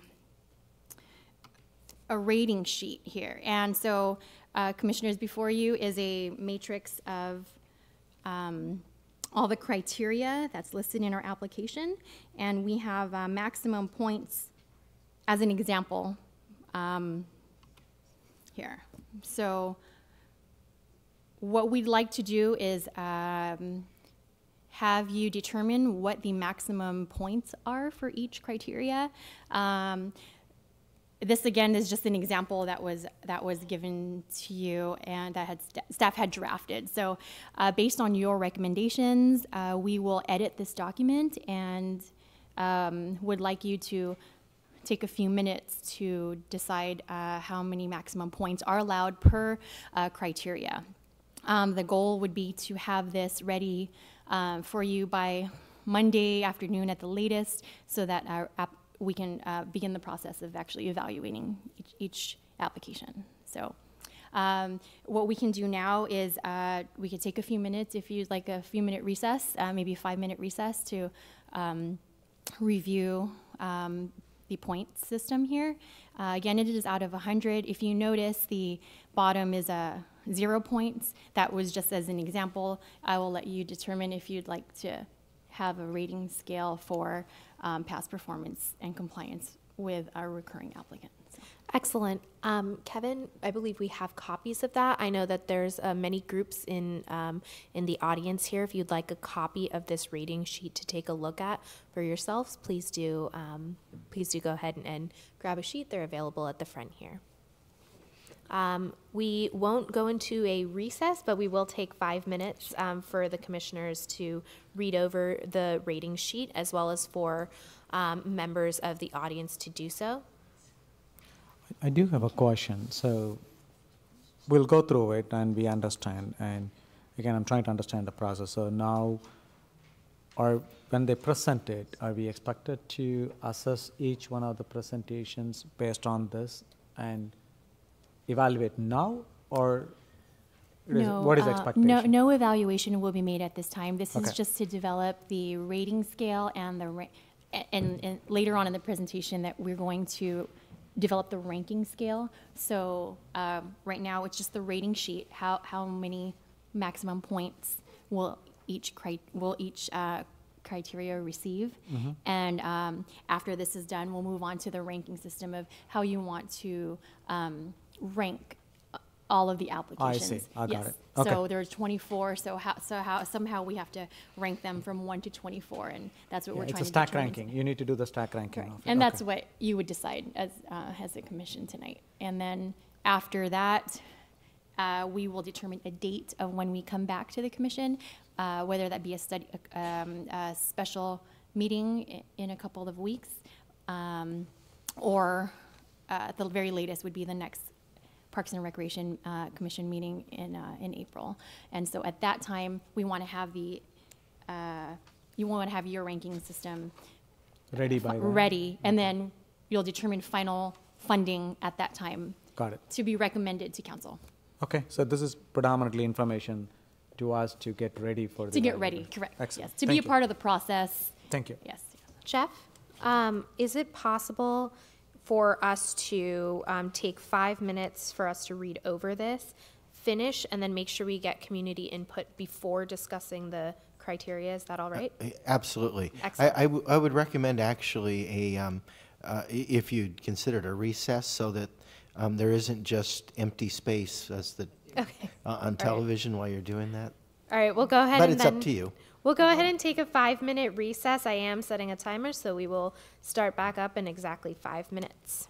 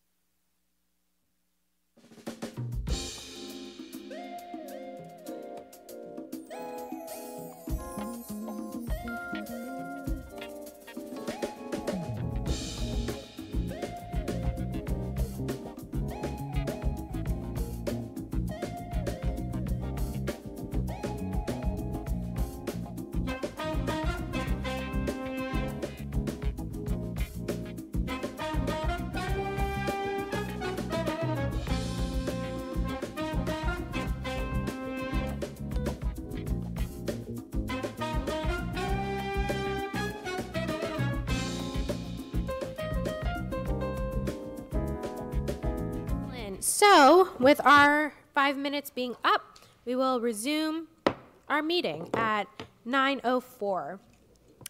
Now that we've had an opportunity, there's still a couple more slides in the presentation. Then commissioners will ask clarifying questions. This is not the time for opinions and or discussion. This is just clarifying questions, and then we'll move to public comment. Awesome. Why don't we go ahead and continue the presentation? We can ask clarifying Tony? questions now, or we need Let's to go wait ahead for and it? let's go and hold off Finish until we're the- done. okay, And then we'll return back for clarifying questions. Sure. Tony? Thank you. Okay, so we will be coming back to determining what the maximum allowable points are for each criteria. After that, the next step would be to develop a ranking system. So the question is, how will the Parks and Recreation Commission rank all of these applications after reviewing all of them? So that's just another step of the process that we will be doing as one of our goals this evening. Developing a ranking system that we will be following up, using for a follow-up meeting, again, at a date to be determined. The next steps, again, are, we're going to be using these rating sheets to determine appropriate funding recommendations for council consideration. We will be discussing the final funding recommendation at this date, which is to be determined. Looking ahead at our timeline, it's our budget study session will be held in mid-May, and the date is tentatively set for Monday, May 13th. And then after that, the budget adoption will be in June of this year. So at that time, that's when council will make the final funding recommendations. So that concludes the presentation. Excellent. So why don't we go ahead and move to clarifying questions for from the commissioners before we head to public comment? Yeah, so question on a couple of them on the sheet, ranking sheet or the evaluation sheet. So third row, which is alignment with city priorities. Is that one which they called out in the work program? When I say alignment with city priorities. I had the same question. Where's the document, the reference? Yeah, I do have the city priorities, at least from the work program perspective. They published a few things, which is talking about smart city, public engagement and transparency, financial stability, community liability, and sustainable infrastructure. Are these the one they are referring to? Yes. Got it. And I have two more questions. And then item number one of the row, it says reasonable cost. How will requested funds be dispersed? Is it the question to the folks who applied, or what does that mean? Or the question to Park and Rec? No, I didn't understand how they what are that going is. to use the money that we give them. It is a request for the applicant of how they are going to be using the money, and all of that information is provided in their application that you'll be receiving right after this item. Okay. And the last one I have is the last row, which is past performance and compliance with the requirements of a recurring applicant. And there is a point of 0. So are we penalizing the people who already got these, or why the point is 0 for that?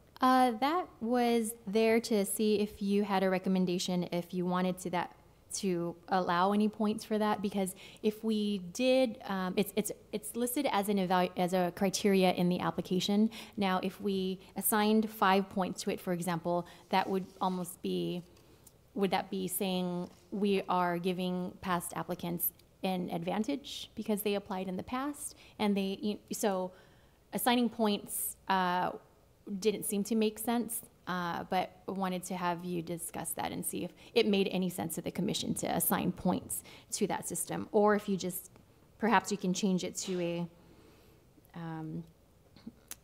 I don't know, maybe just like a pass-fail. You know, they were a recurring applicant in the past. They used their funds appropriately.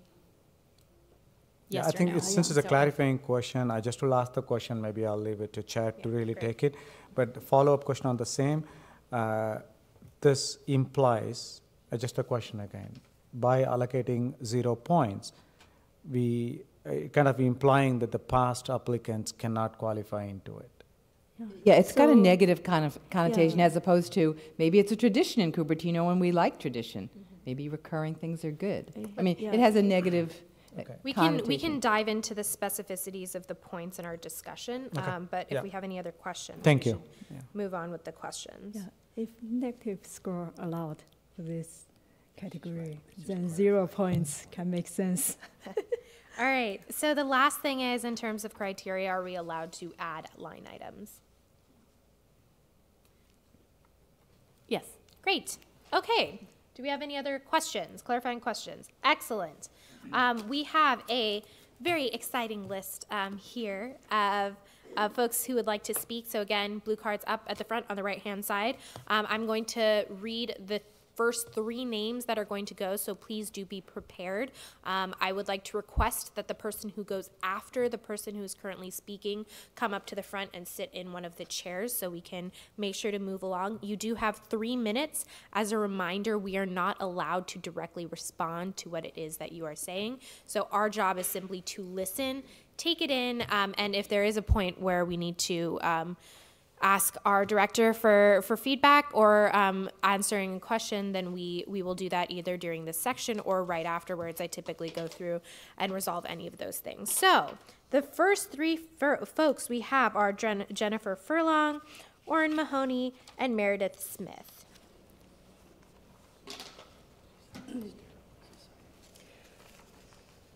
Good Excellent. evening. My name is Jennifer Furlong, and I'm the Executive Director of the Cupertino Historical Society and Museum.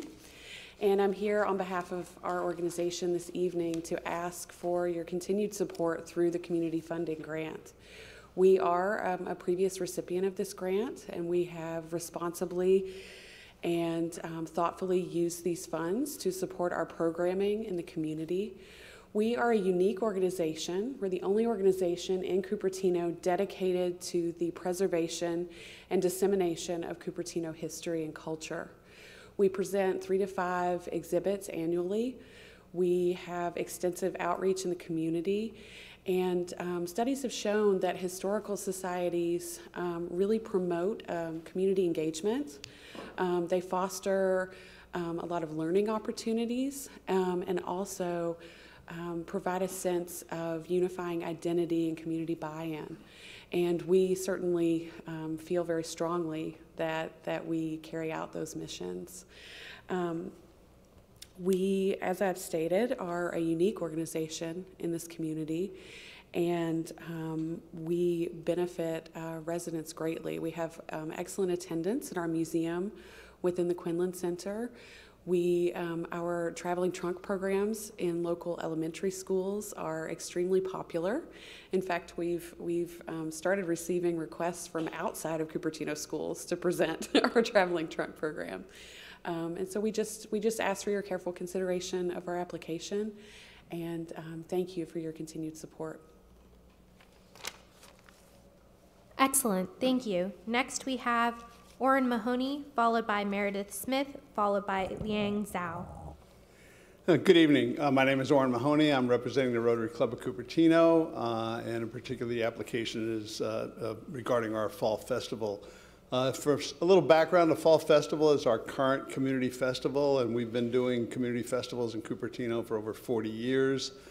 For the early part of that, it was an Oktoberfest with a lot of beer drinking and oompa bands, et cetera. As the community changed, that didn't exactly reflect the changing ethnic mix in the city.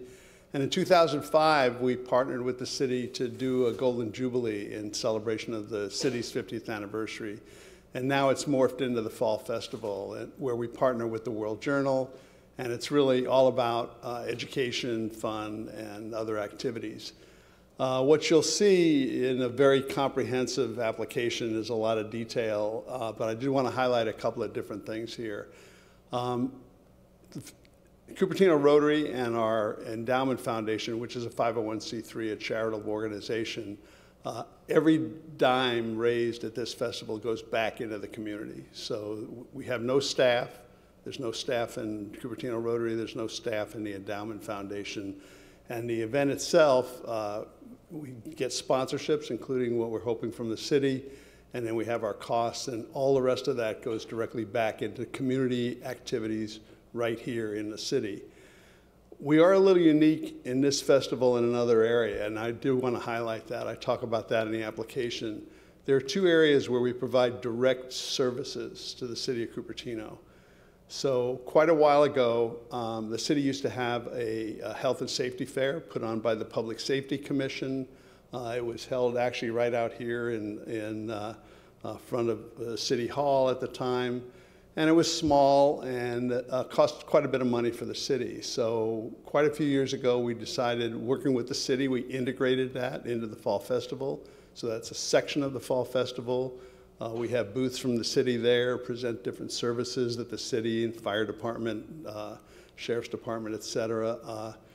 And in exchange for that, the fact that the city was spending its own money, at the time we got $5,000 directly from the city over the past 12 more years for that. In addition to that, as you probably know, the city puts on an environmental fair every April in conjunction with Earth Day. And the environmental services coordinator at the time for the city, we worked with them to say, wouldn't it be good to do a second one of those? And so we have an environmental area as part of the Fall Festival as well, where we allow nonprofits to come in. We give them their booths for free if they're what we call an environmental partner. Of course, there are many of those in the city. We basically have the same people that come to the event in the spring and have them come back in the fall. And at that time, we got $5,000 from the city to do that as well. So for quite a while, we were getting $10,000 a year. A couple of years ago, that went to $12,000. And we got that for the last 2 years. So I think you'll find the rest of the detail. Like I said, I fill out most of these forms for sponsorships. This is the most comprehensive one I've ever filled out, as you're going to find when you read it all. And if there's any follow-up questions. I do want to say one thing. As far as the criteria about does it match the city's priorities, I heard, does it match your work plan? Please be broader than that. Like I say, we do a thing that's basically supporting the Public Safety Commission.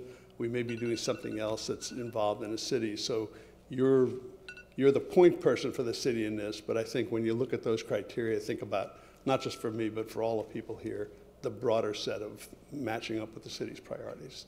Thank you. Excellent. Thank you so much. Next, we have Meredith Smith, Liang Zhao, and Sujata Venkatraman.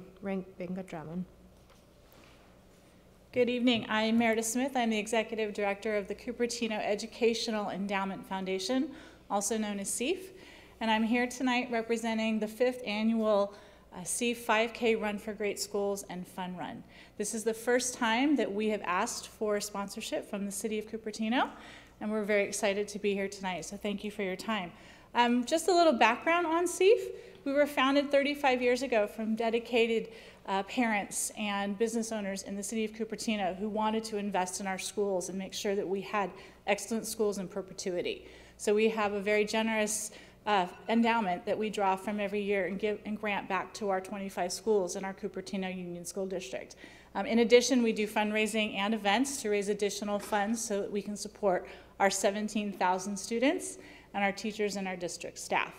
Over the years, we've granted more than $18 million to our local schools, and sadly, that is just a drop in the bucket of what they really need.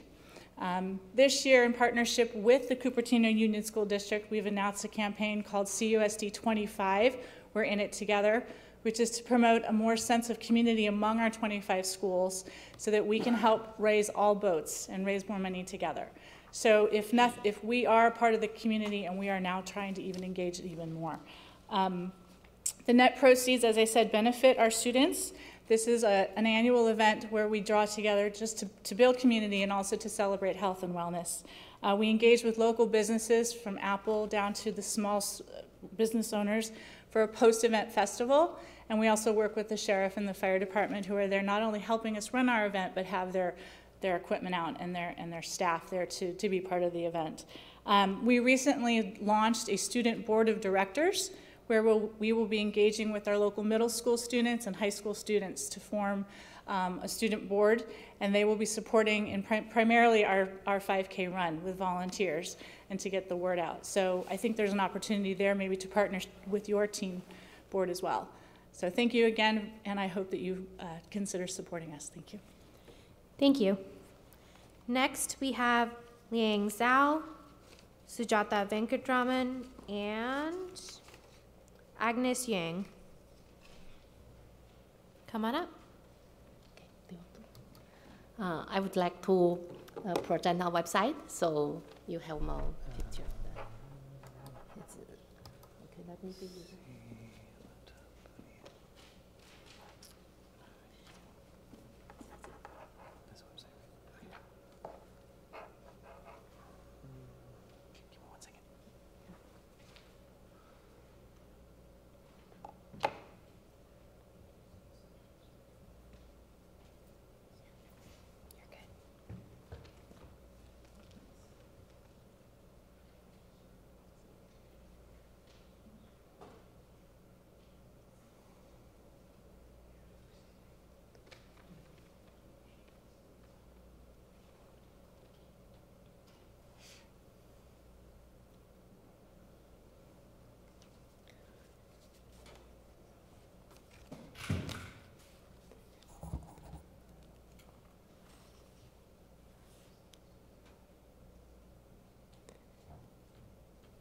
Thank you. My name is Li Yanxiao.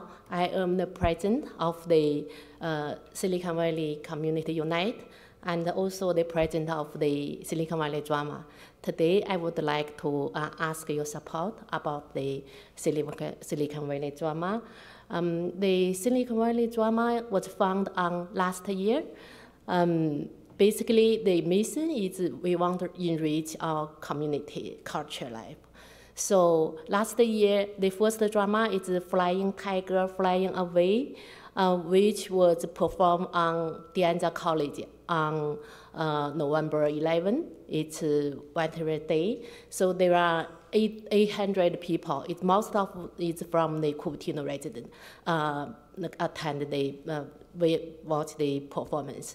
And before the performance, we also invite the veterans to go to the stage to have a speech to tell the story. So basically, the Flying Tiger, Flying Away is tell a story about the flying tiger, which happened in 70 years ago. A lot of people already forgot about this story. I know Flying Tiger, but I don't know what happened when they, participate in the war. So this drama presents all the 5 young people's life after they attend the group, and some of them die in the age of 23. So and some of them are still alive. And 60 years later, they come back to China to visit their friends. So there are a lot of story. I know one of the kids, afterwards they saw, they tell the parent, oh, I'm so touched by the story. So I start to pay more respect to the soldier. So I also got a call from the Flying Tiger family. So they told me, okay, so they think people already forget them. So it's happened 70 years ago, but they so bring them, they feel, oh, they are still be remembered.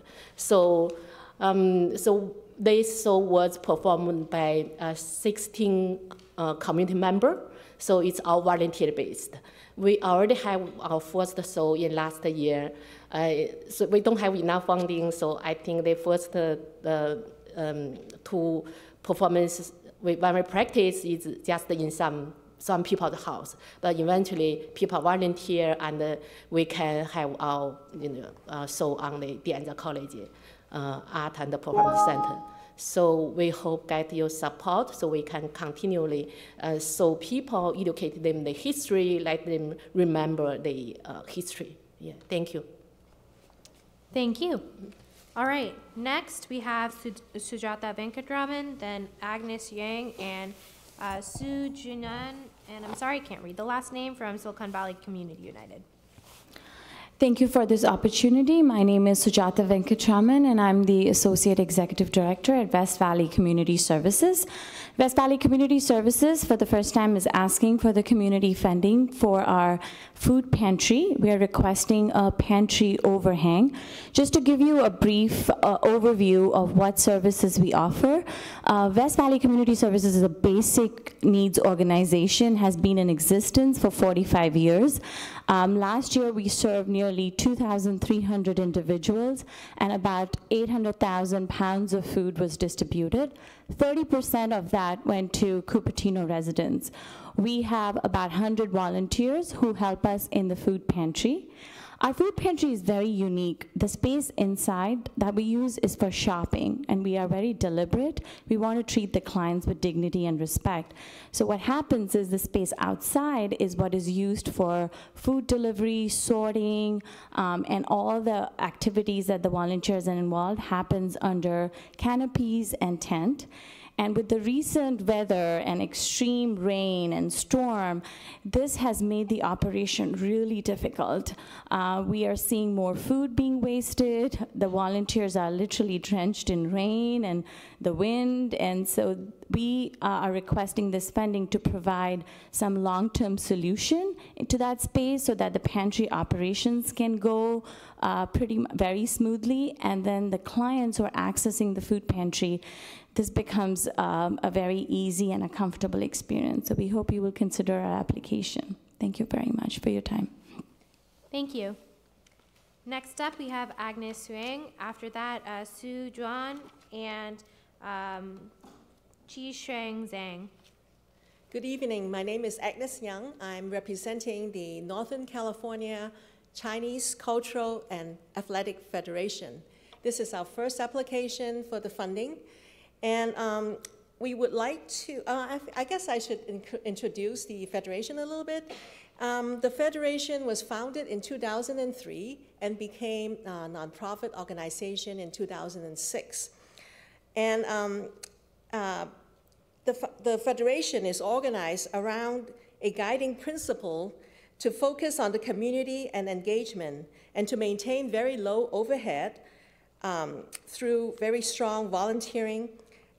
So we engage and develop strong volunteers to support the greater community as a means of giving back and also providing mentorship and development of newcomers.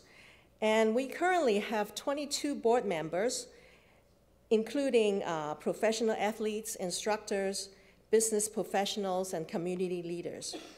And they provide general leadership and management of the other volunteers, and we have about 100 active volunteers supporting the various activities and programs and services that we provide.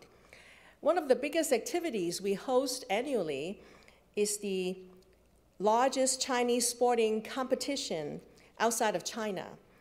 And this past year, we successfully held the 16th annual Chinese American Olympics of Northern California, including 30 different events and 5,000 participants. And the Federation also hosts various sporting and cultural development programs throughout the year, ranging from dance shows and qipao show, which qipao is the Chinese traditional attire, and also a kung fu exhibition. So the funding we would like to use towards hosting an annual public event starting this year by the name of Cupertino International Kung Fu and Tai Chi Cultural Festival. And the mission is to utilize sports as a bridge between overseas Chinese and other ethnic groups to promote a healthy lifestyle and also community relationship. And the way it aligns with the city priorities is we would like to promote growth and well-being of the individual and the community through Chinese culture from a sports perspective. It's an important opportunity for the city of Cupertino to show support for cross-cultural outreach aligned with health awareness and cultural understanding. We would like to ask for your consideration for the funding. Thank you. Thank you. Next up, Sujin. Excuse me if I'm mispronouncing your names. Please state them for the record. Chi Sheng Zhang and Alex Bennett. Good evening, everyone. Thank you for this opportunity. On behalf of Silicon Valley Community Unite, I'm the Vice President of the organization. This is a relatively young organization which is established 2 years ago with aims to foster the high school kids to involve in our community. And also we want to help the parents to more participate in our school. And then annually, we try to set up the Lunar New Year's lunch program for many schools in our community. I remember at least right now 10 schools participated in this program. So this is the first time our organization applied for this program. We were a little bit nervous, however, it's okay, we try. And we're feeling all the, we are home based in West San Jose, we are neighbor, but lots of kids come from the Cupertino City High School. And not only that, our organization help kids go to nursing home to perform musical play, and also the distribute our Christmas gift to those homebound senior people in the nursing home. And we also reach to veterans. We have one group home in Cupertino. They are all spinal cord injury patients. They are very welcome. The young volunteer go there to perform. So I want really asking you guys to kindly consideration to finance our organization because we are all volunteer basis. Thank you so much. Have a wonderful night. Could you repeat the organization? I missed it. Silicon Valley Community Unite. Thank you. Thank you.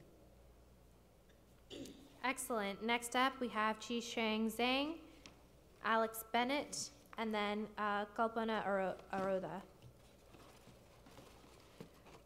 Good evening. I'm from Silicon Valley Community United. We start this free origami program this year, and the kids love it.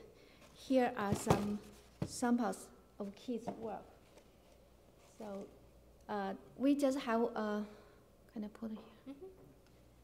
Mm-hmm. We just have a couple of meats right now, but the kids already make so many beautiful stuff by themselves. They are also proud of this product. And our kids are from CUSD students. The most difficult for us is the location and the material fee. We have high school students, volunteers who are passionate at origami. So we collaborate with library. They provide a room for the program. And now we are applying for just a few $100 to cover part of material fees, and we can make more happy kids. Our program is a weekly program. I cannot find other regular origami programs for kids around this area. So I think our program is unique and benefit our kids from CUSD. Thank you for consideration. Thank you. Next we have Chi Sheng, then Alex Bennett.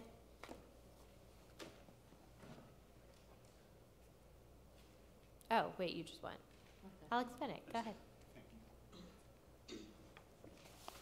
Hi, thank you for the opportunity to speak. My name is Alex Bennett, and I'm here representing Heart of the Valley.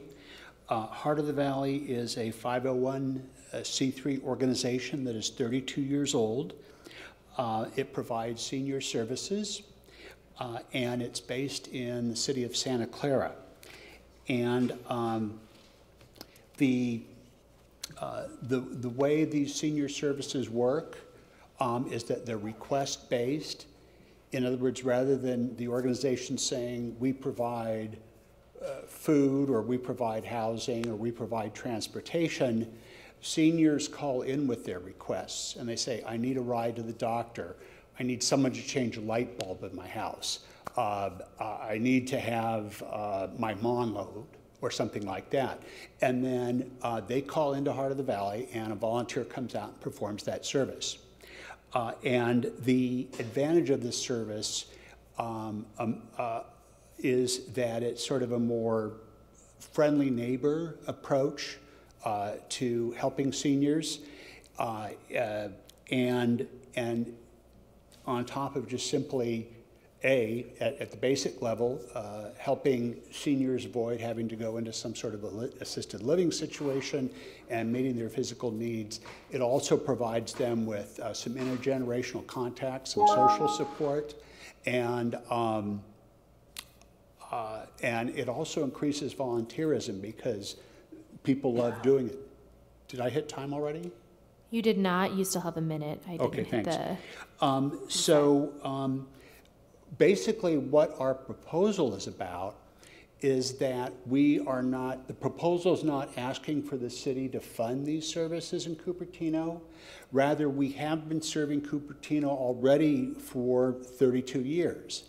However, a number of seniors that use our service is about half that percentage-wise as occurs in Santa Clara, the city of Santa Clara, where we're better known. And this is true actually with all the cities in our service area, which is Santa Clara City, Cupertino, Sunnyvale, Saratoga, Los Gatos, and Western San Jose, about 6 zip codes there. And so we right now have about 48 clients, seniors that we serve in Cupertino, and were that number to be made proportional with what's going on in Santa Clara, conservatively, that number would double. In other words, the logic being that if people in Cupertino knew about it as much as people in Santa Clara knew about it, there would be more people using the service. And is that maybe getting buzzed again? That's your best this time. Okay.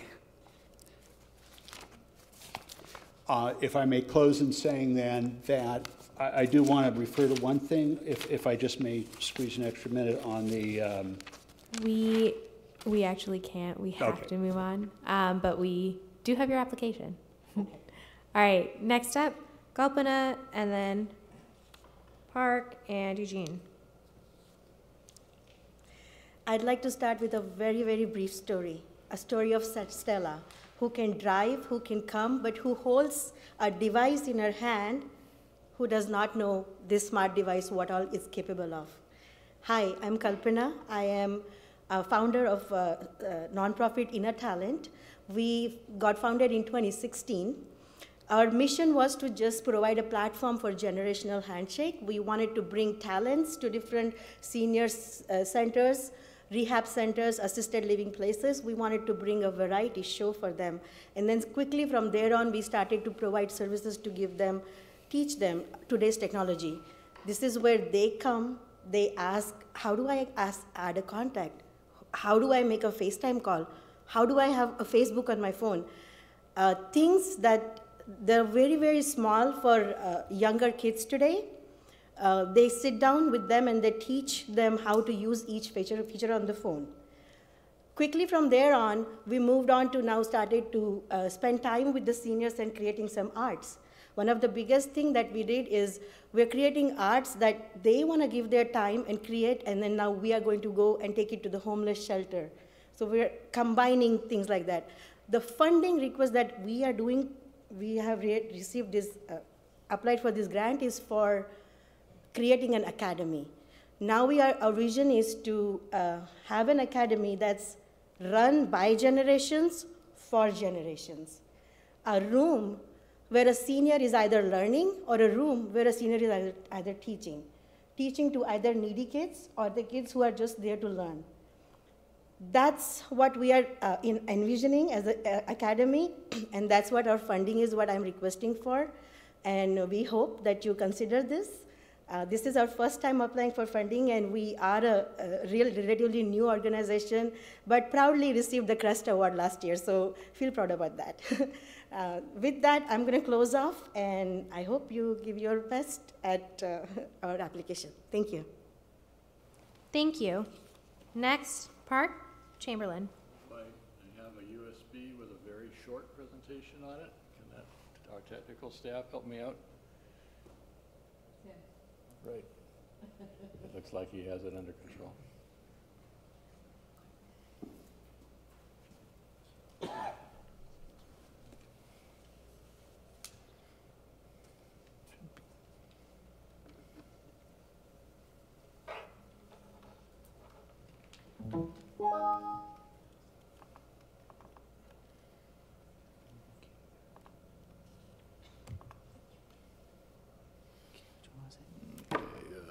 It says, it has the date on it. There you go, FODF. Open that folder there. Yeah, then the PDF of the presentation. There we go.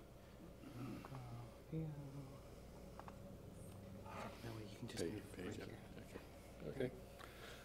So thank you for the opportunity to address you this evening. My name is Park Chamberlain.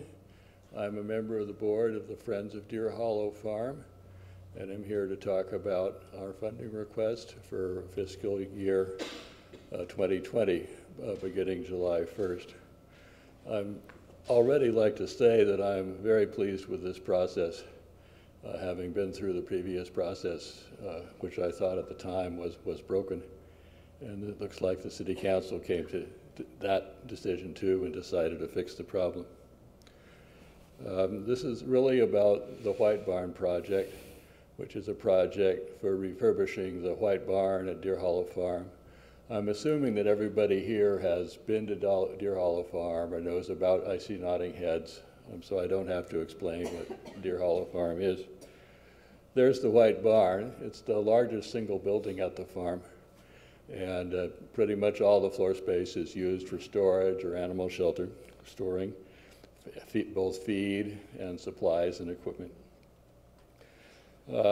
Something you may not know about Deer Hollow Farm, however, is the peculiar organizational structure that runs the place, which is one of those structures that no one would invent, but has grown up by itself and seems to work okay. The Mid-Peninsula Open Space District actually owns the land and the buildings. Mountain View, the city, actually runs all the activities that go along at the farm. And Friends of Deer Hollow Farm, like all Friends of organizations, is a fundraising organization. In the past, the city has funded other projects at the farm, but right now the people who run the farm are focusing all their renovation attention on the White Barn project, which is much larger than previous projects. And we'll have a budget well into the hundreds of thousands of dollars before we're done. It's reaching its end of its useful life. It actually doesn't have a foundation and needs one. It needs a new roof, and there's a long list of other improvements that have to be made inside. The talk about the project started 2 or 3 years ago, perhaps longer, and now the Mid-Peninsula Open Space District is deep into the studies. Their estimate of the cost begins at $400,000, and no one is really sure. There is no fixed estimate yet of the cost. The funding, however, is in good shape thanks to a very generous legacy from a local citizen, Mr. Tyndall, and more will be raised, but as you can see, there's a good start. Cupertino in the past has supported both operations and more lately infrastructure projects, fencing, new buildings. If you've been to the farm and noticed new fencing, that was funded by Cupertino. Now we're expecting this, asking the city to fund the same amount at last year, but this time to put it in to the White Barn funding project. Thank you. Thank you very much. All right, it looks like we only have one more blue card for this agenda item. So if you haven't gotten your blue card in, please put it up to the front. Eugene Wong. Good evening. I'm Eugene Wong, and I represent the Bay Area Chrysanthemum Society. And we are asking for a grant to help us to continue our mission of educating by researching, teaching, and disseminating the process for growing show chrysanthemums. And these are rare chrysanthemums which are not going to be found at your large box stores, but we had our 7th annual chrysanthemum show at the Quinlan Center this last November. And I don't know if many of you attended that, but it was one of our largest shows ever. And it has been one of the highlights, since we are the largest show in Northern California, and we are also the largest chrysanthemum society in the U.S. And the reason why we want to show these flowers is that they are rare, and you can only see them at some of these special shows. And many people have gone to places such as Japan or Hawaii to see these flowers. And we are making those available here. Approximately 500 people showed up at our show this last November, and it was covered in the local newspaper and television. We also had a large number of comments from first-time viewers that were surprised by the types of flowers that we were able to show.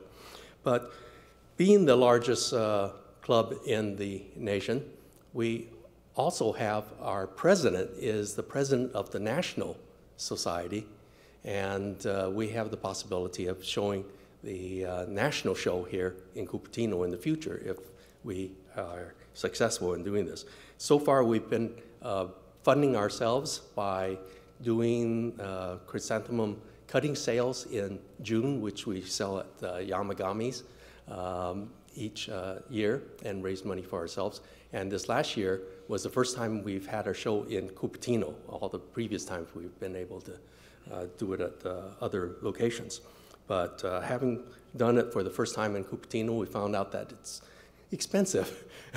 But we got a $500 grant from the Cupertino city last year, and we hope to continue to get more support from you and make this a very large show that would give us the opportunity to show these beautiful flowers to a larger community. And Cupertino, having so many Asians, I think they are the ones who appreciate this flower, and we would like to make that more well known.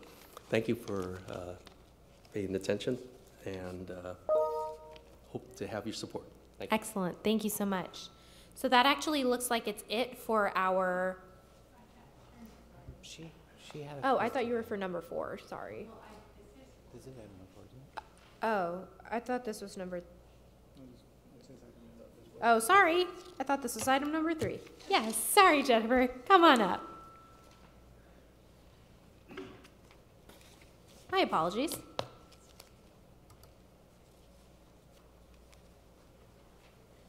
Good evening, everyone. I'm Jennifer Griffin, and I have sat through this same presentation many, many times at the City Council meeting, so this was interesting that this has been transferred to the Park and Rec Department, and I think it's working out well. I do, as a member of the audience, and certainly attending all the City Council meetings, I always enjoyed hearing from the different organizations that were requesting funds. I mean, there was all sorts of things that have been going on over the years. And it was interesting tonight to hear from everyone. I would make a recommendation that you all, just as observing the process here, that it might be nice that you mention the name of the organization that each person is representing as the person comes up, so that the public can understand. I forgot how the City Council did that, but maybe people were more likely to introduce themselves since it was the council, but you guys are doing this now. So if you could just say this is a speaker from the food pantry, or a speaker from et cetera, et cetera.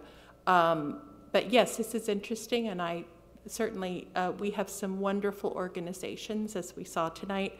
Let me put in a pitch for Deer Hollow Farm.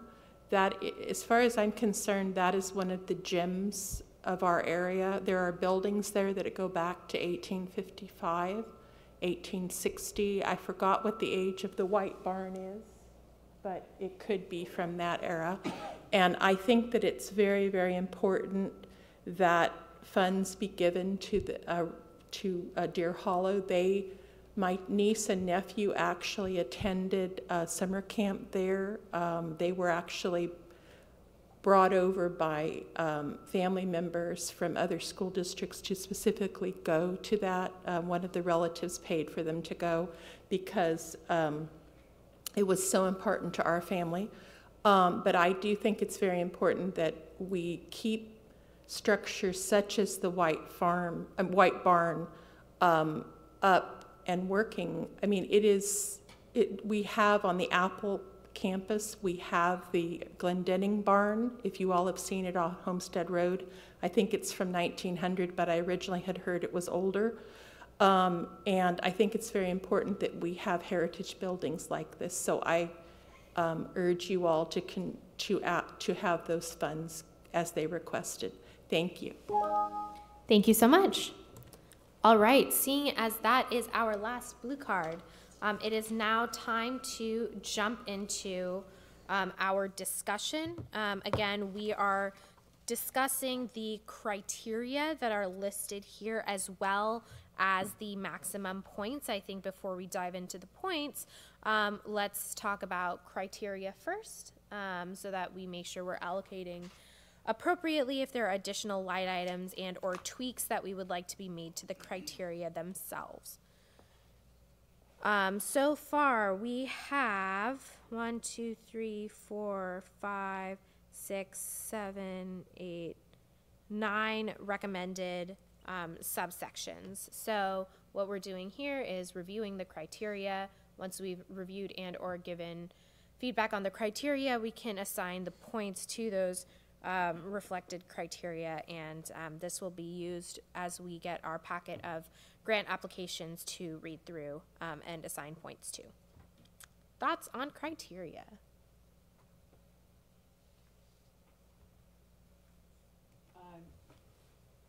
She's looking at me. So I've never done this before, so I'm going to leave it to the experts who, that looks like a very reasonable and organized way to look at a request. I have a tweak to the point system, but we'll get to that. Yeah, the criteria, thank you for making it very clear to, it's hard to look at 24 things and organize them in your brain, so this is a good start. Good. Yeah, so one thing, Chair Tambe, so we're going to talk about only the points now, or we want to add additional line? Let's first talk about the criteria. Criteria? Yeah, because if we want to add or take away any line items, okay. Let's do that, and then we'll know the number, and then we can assign points. Yeah, the criteria, I think we asked the questions, but now I think we can discuss on it. So what is the rationale behind putting the clarity, completeness, and accuracy of grant application and assigning points to it? I thought that will become an eligibility, and we are going to assess it. Why is that becoming a criteria here? So sorry, there is a criteria which is clarity, completeness, and accuracy of grant applications. There is a criteria, right? But I thought this is only if we have that one, then it will get into the bucket of coming in for evaluation. Why do we need to even keep that as an additional another criteria within that? Because I thought that's the input process. Once the application is clear and clarity, and the more they give, the more chance of them getting it. So I feel that should not be included as part of the criteria. Okay, so we must be on the same page tonight. So I know we're not talking points, but my recommendation was to give that no points. Yep. And to give the next one some points, but we'll discuss that. For the same reason that if it's not clear, complete, or accurate, it shouldn't be on our list. Is there a rationale there? I mean, I'm sure there is, and I was just curious as to what that is, why that made it to the list of 9. It's just currently on the current updated grant application. So I transferred over into the criteria ranking form. What we can do moving forward, as we're fine tuning this process, if the Parks and Recreation Commission has suggestions for modifying either the application or things like that, and improving the entire system, staff is definitely open to hearing what recommendations you have. So we can leave it on the criteria on the actual application. We can remove it from the ranking sheet, or we can remove it. You know, we can make changes as needed. So yeah, absolutely. When it's on the when you say it's on the application, what exactly do they fill out for that section? I'm not. Oh, sure. I don't. One moment. Let me see. I mean, a generalized. You don't have to give us a specific example. We have an example. Kevin has an example of an application here.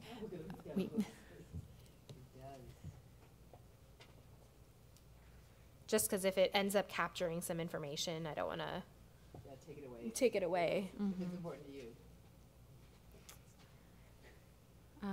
Well, I do see the point of maybe it doesn't require any points because it's we will forward to you any applications that qualify for have this. qualified. So kind exactly. of that could be a pass-fail. Exactly. Okay. Does everyone on the commission agree that that can be a pass-fail? I had put it as 0 points. 0 points, so pass Awesome. file, yep. Excellent. All right. Any other questions, comments, concerns on the criteria? Do you have any? Actually, for the first one, the anticipated cost per Cupertino participant. So that means how much they pay to join the program, or the total cost of the program and divide by the head count. The goal would be, as we're preparing to give you these final sheets, staff will be providing numbers that are listed on each application. So we will provide to you the number of total residents served. We'll provide to you the number of Cupertino participants served, and then we'll get a ratio of how much the anticipated cost per Cupertino participant is. So we will take that and divide it by the amount of funding or that they're requesting. So, and we'll get you that dollar amount, and you can base it. You can use that to develop your ranking system, whether it'll be a dollar per participant or $5. So that's a dollar amount. It'll be a dollar amount. By that, when we say we, our city, the city cost per person. Okay. It will how much? be- So if we give a grant of $50,000 and there's 10,000 people that go to this whatever harvest fair or something, it would cost us, the city, $5 a person. That's and correct. sort of that's Yes. That's how. So how much the city pays Okay. to? Because it's not the participants don't pay. Not the participants. No, that is correct. we're paying per participant. It would be yes. Yeah, and I heard there's some different organizations. Some of them are completely volunteer-based, and some of them, they just hire some professional to run programs. Would that be, Will we know that in the different? application? That's a good question. I'm not certain what's in the application regarding if it's all volunteer-based. I believe there is a section that they do describe. We are a completely volunteer-based organization, so I'm not sure exactly how it's worded. Just so they're talking about reasonable cost. So I'm wondering if the organization, different type of organization, would that affect the score here? So I do have another question on the similar lines, but this is about point allocation for those. Can we bring that to you, or we have to start? I would just recommend Still on the criteria? finishing, yeah. Okay. So again, I'm trying to understand more on the same. When I say how will requested funds be dispersed, we are going, I don't know how important that criteria is for us, because once we decide to give it to them, how do they disperse, assuming that the meaning of that question is that how that organization take the money what we provide and how do they use it. If that is the case, why that is so important to us to understand? Are we going to track it? Are we going to follow through it? Are we just going to listen to what they listed in the application? Because unless otherwise we follow through, I don't think that we plan to. I don't know what's the purpose of having that criteria. It is up to the organization's best interest to use that money accordingly. Unless otherwise we have a criteria, a rule saying that you need to use only like that and report back the usage of it, then it is important to track it. I'm trying to find out why we are getting into those once we give it to them. So I don't know what the rationale behind that criteria to be added. Currently, we are not requiring applicants to provide any type of report on what they have spent the money on. So currently, it's just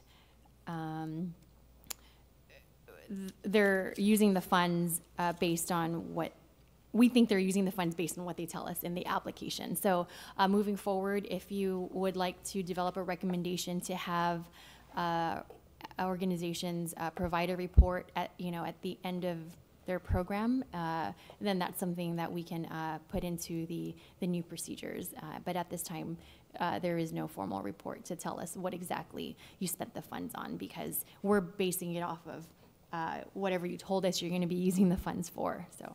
Yeah, I think just to end with a comment is that I think that's a trust, right? Exactly. They put it and they ask for the city and we provide them.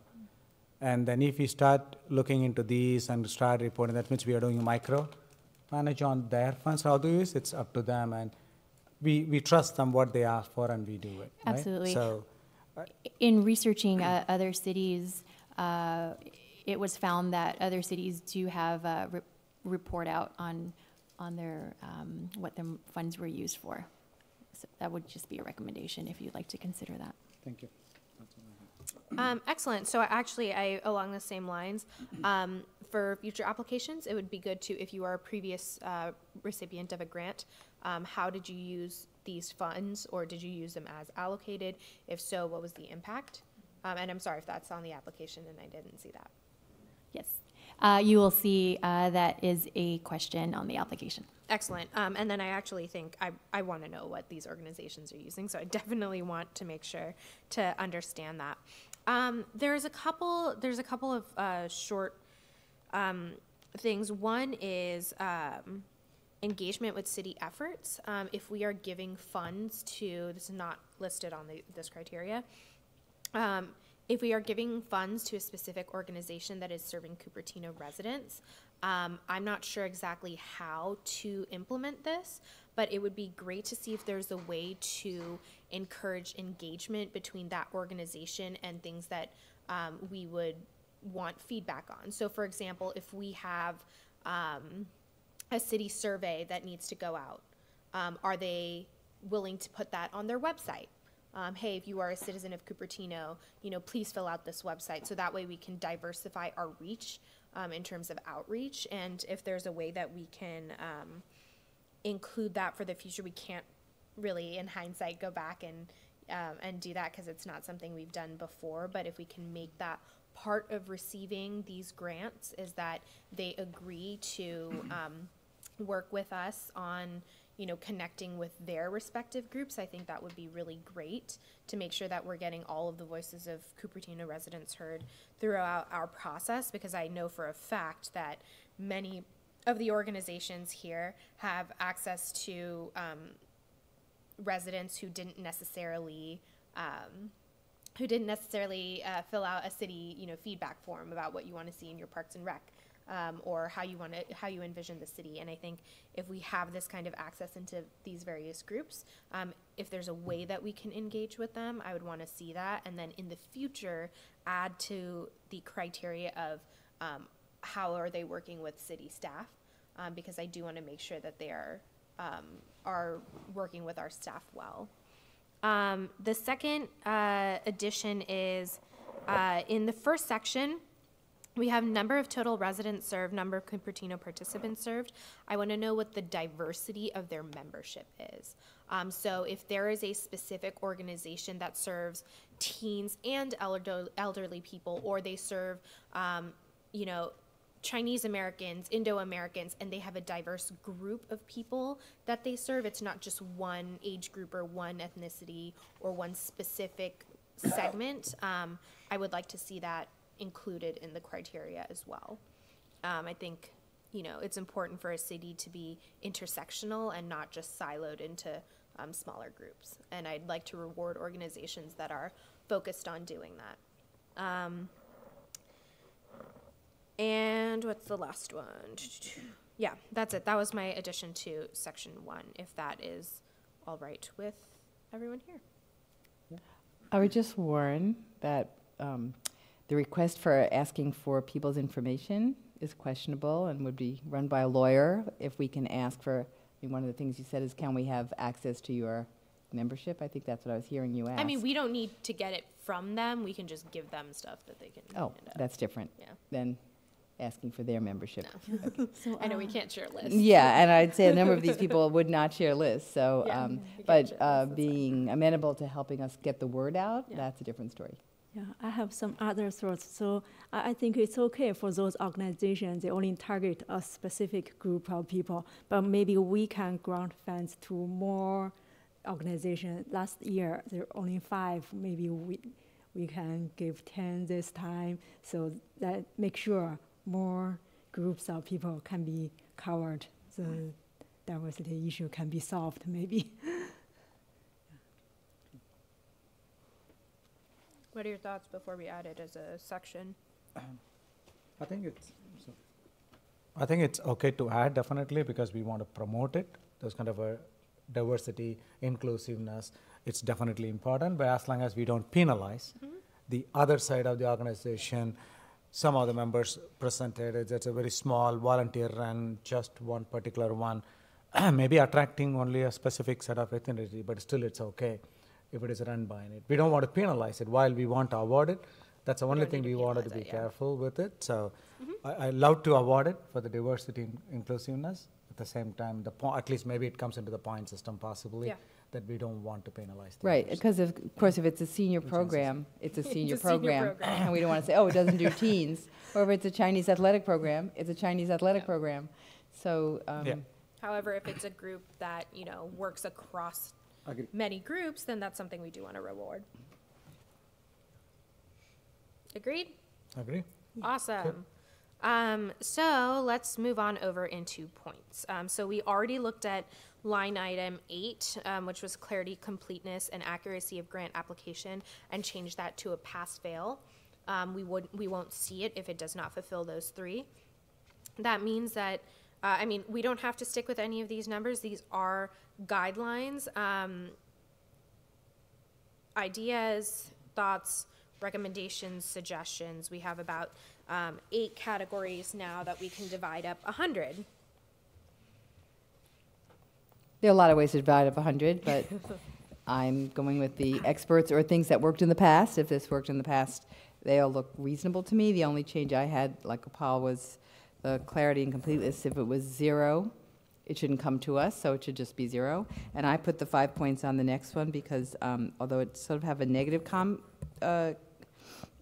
connotation, I would look at it totally differently. If you're an organization that has been a long time partner with the city and you have an annual event that happens every year that people look forward to, or kids look forward to, or you include in your budget and look forward to it in your budget, I think you should get points for that as opposed to being taken away points for that.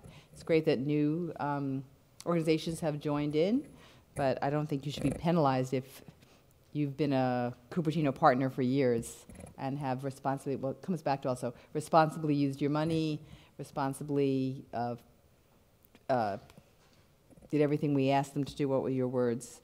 They complied with everything. So I think a recurrent applicant actually should get points for being a part of the city partnership and not be taken away. So I would tweak it so they got the 5 points and the other get the 0. That was my tweak. I agree. I think that's important because we wanted to encourage them. Otherwise, we will be discouraging by We want to encourage not doing partnership. it. Yeah, exactly. So definitely, I would like more than 5 points there. And I do have another input. Can I go ahead? Similarly, on the item, I think the 5th and 6th row, the qualification and experience of the organization and staff. That's been given 5 points, but the cost, which we talked about, funds will be dispersed, as given 10 points.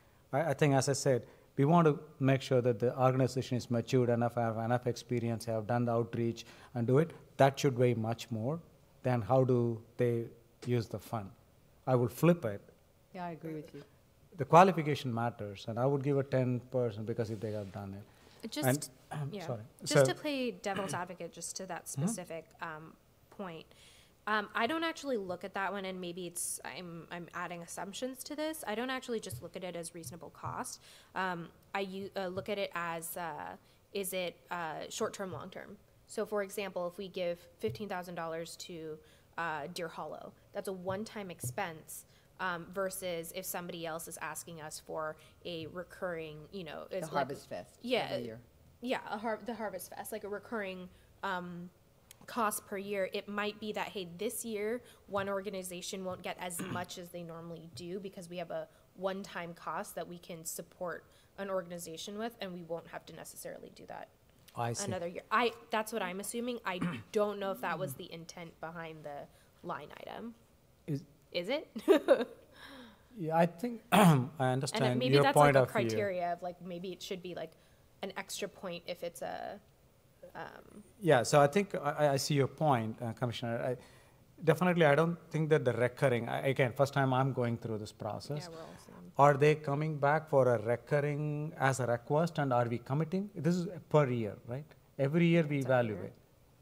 Correct. This will be done every fiscal year. Groups would come to request funding. Yeah, so we are not obligated or committing to any recurring That is correct. funding. Okay. Yeah, so. Yeah, we're not obligated to it, but there is a certain level of like, you know, if they're doing a bulk of, you know, certain city services or city programming that's people are looking forward to and they've budgeted for it, then Yeah, and recurring is a good thing. Yeah, then because recurring it's a is a good partnership thing. with your Yeah. city, Yeah. right? So yeah, that's my point. Again, I'll leave it to the commission Yeah. too, because the only thing is that I don't want to give more weightage than the experience and qualifications of the organization and the staff, than that of how the fund gets dispersed. That's the thing. Is it a 5 or 10 or 9 or 6? That's okay, but I think we should switch the weightage. But again, as I said, if the city staff has come up with the number, I'm not questioning all it. It's great. But that's the only part I have a question. If I sit individually, I'll see it. I may not do that way. My only thing, I totally see what you're saying. The other thing is that everything starts from somewhere, and just because a person isn't necessarily, like, I think I'm looking at it as an addition, like these points as like we're adding, rather than it's negative if you don't have something. So it's like, it'll only, like the 5 points if a person has never done, you know, if it was like, I don't know, a first grader who decided to start a nonprofit, which actually I know one who did, but as an example, and is petitioning or is requesting funds, they don't necessarily have the qualifications or the experience. I give them a 0, so I'm not necessarily, and then a 5 would go to, you know, someone who's been doing it on a recurring basis. So it's no difference to the application of the person who doesn't have experience, but it's only a plus to the people who have it. So I guess that's the way my rating is in my head, is that it's a 0% versus a 5, like an add 5. But I don't know if that's how you guys want us to look at it. Do you want us to look at it as, oh, this person's a 0 out of 5, or do you just want it to look at like, hey, this person has the most experience and that's a 5, and then total up those points, because that just changes how we view it. We created this form for you to decide how you wanted to use the Review it points collectively. to Okay. develop a ranking system. So But we whether could do it that way. I mean, Yeah. we could do it, you know, you give, so you Yeah, give so it. just, it's an add, not a subtract. Yeah, because I think it's. Yes, I an would add. think it was worth more points for the qualified and organized, the staff we could trust, and they're organized and they're qualified. I think that is worthy of points. But then, as Shanisha said, I could just give them the full points and not give the next one as many points. Yeah. Doesn't really matter. It's a balance. Either way, yeah. Okay, I think it's pretty comprehensive. I don't think that, again, it's the first time we are coming up with Yeah, it. We will we learn don't this know. year. We're not going to be perfect this time. As a part of the process, we will learn, and once we learn, we will have a correction for the next year. So at this point, I'm comfortable with the very high level, point level, except those minor comments what we added. I'm comfortable. through the chair, if we can just have you go through and make sure that I have the correct assigned points to each criteria. Just Okay. So for number 1, with the addition of the diversity component, are we comfortable with the 20 points for this? Yep. Yes. Okay. Demonstrated community impact, item number 2, community need for the program project event is is 20 points. Yes. Alignment with city priorities, 15. Yes. Okay. sorry, I have a question on, well, I'll come back to that. Number 4, uniqueness of the program, project, event, 15 points. Yep. Qualifications and experience of organization and its staff, 5. Yeah, it's okay. As I said, I started the question, but Switch too, but it doesn't really matter. yeah. If you are going to rank it differently, I'm fine with it. Yeah, we can try for this time. 5. Reasonable cost, 10 points. Yep. Okay. Demonstrated effort to secure funding from other sources, Yep. 10. Yes. 10. Pass, fail on the clarity, 0. Past performance and compliance with requirements if a recurring applicant, 5 points. Yes.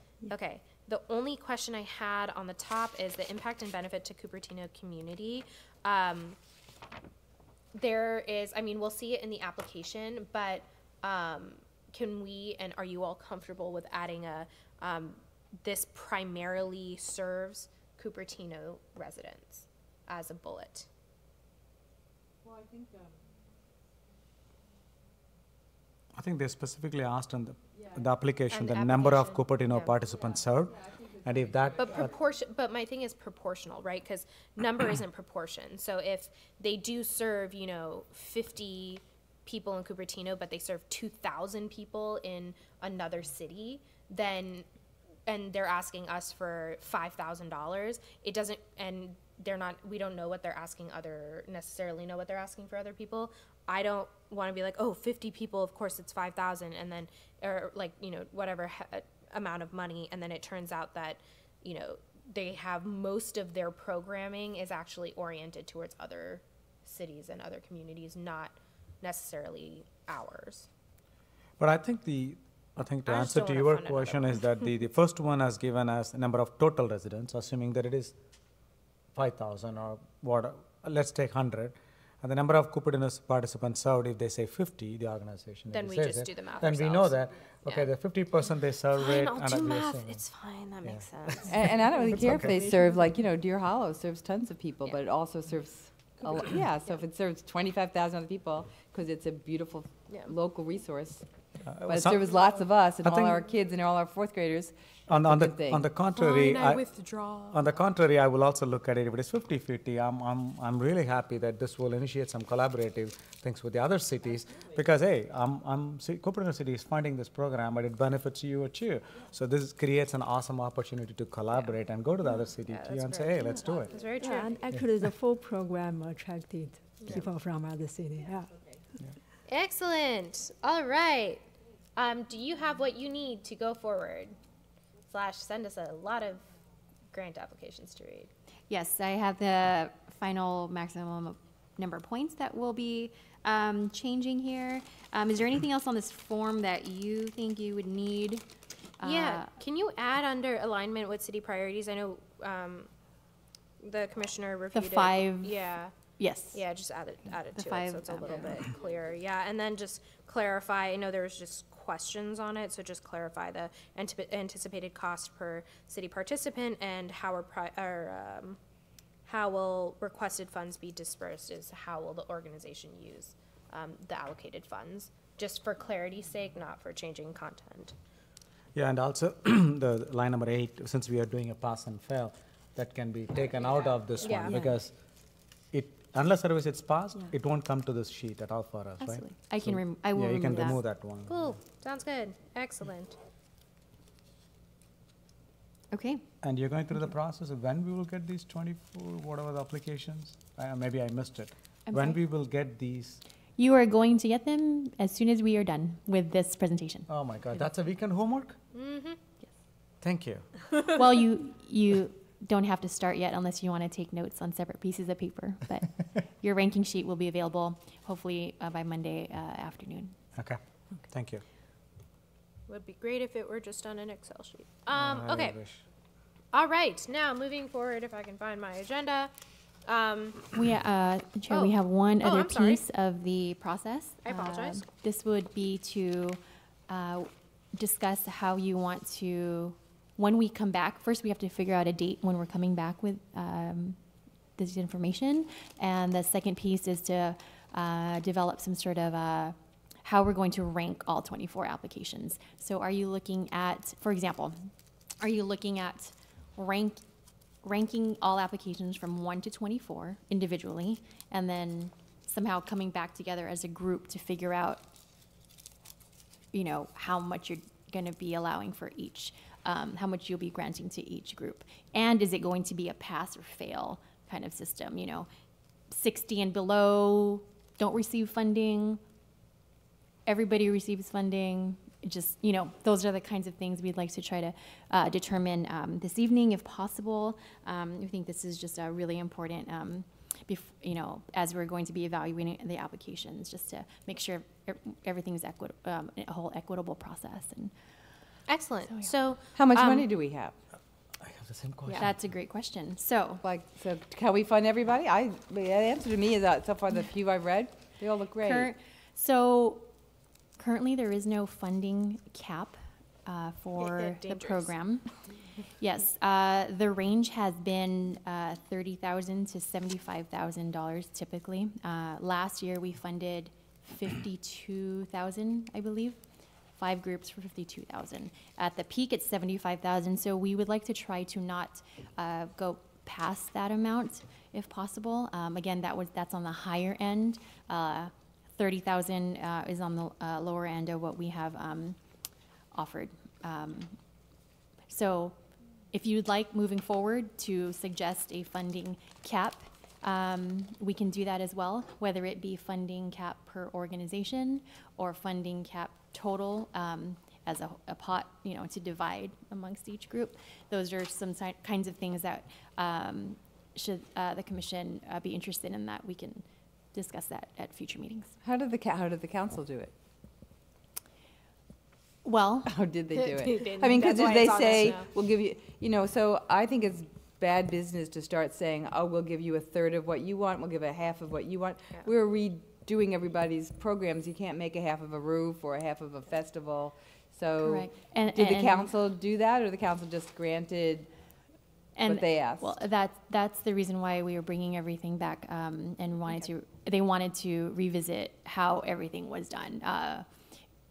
What staff had done with the applications in previous years is providing a report to council in summary of sort of providing them with a matrix of all the information we thought that they would want.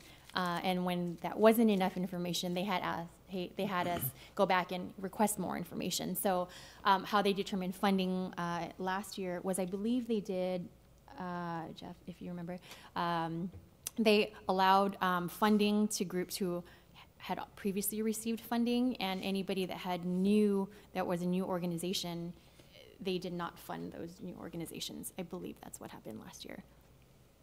Okay. Yes. Oh, you don't remember? Okay. So my overarching recommendation would be this, is that we will all, framework and then, of course, conversation, but we'll all go through all the applications, rate our points, and then do couple things. One, look at our individual ranking, tally the points per group, look at the cumulative ranking of what everybody's points have lined up to, just to see if, you know, how that matches up. And then go through, I think it's accurate to say that we can't fund half a roof, we can't fund part of a program, but I don't think that we can make a definitive call on that yet. I've noticed when I've done similar things, point-based systems, there ends up being a very natural break between the ones that sit on top and the ones that most people don't agree with. There's typically some kind of break. I would like to look for that natural breaking point. I don't want to say, oh, if you're under a certain point level, because we don't know what that is yet. We don't know what that is, and also I might be a very tough, you know, oh, you'll only get 1 point for this category versus somebody else might be more generous. So we should look at kind of where that natural breaking point is, and then go through and see the top couple, what we want to allocate, and then distribute accordingly and see where we just hit whatever maximum cap staff believes is what we can actually give out, which it sounds like it's 72 maximum. We like to have maximum. We want maximum. We really want a maximum. Yes, the maximum is 75,000. That's the highest point. So I know we just don't want to exceed that amount, but we can, when we come back in a few weeks, then we can see what everything looks like.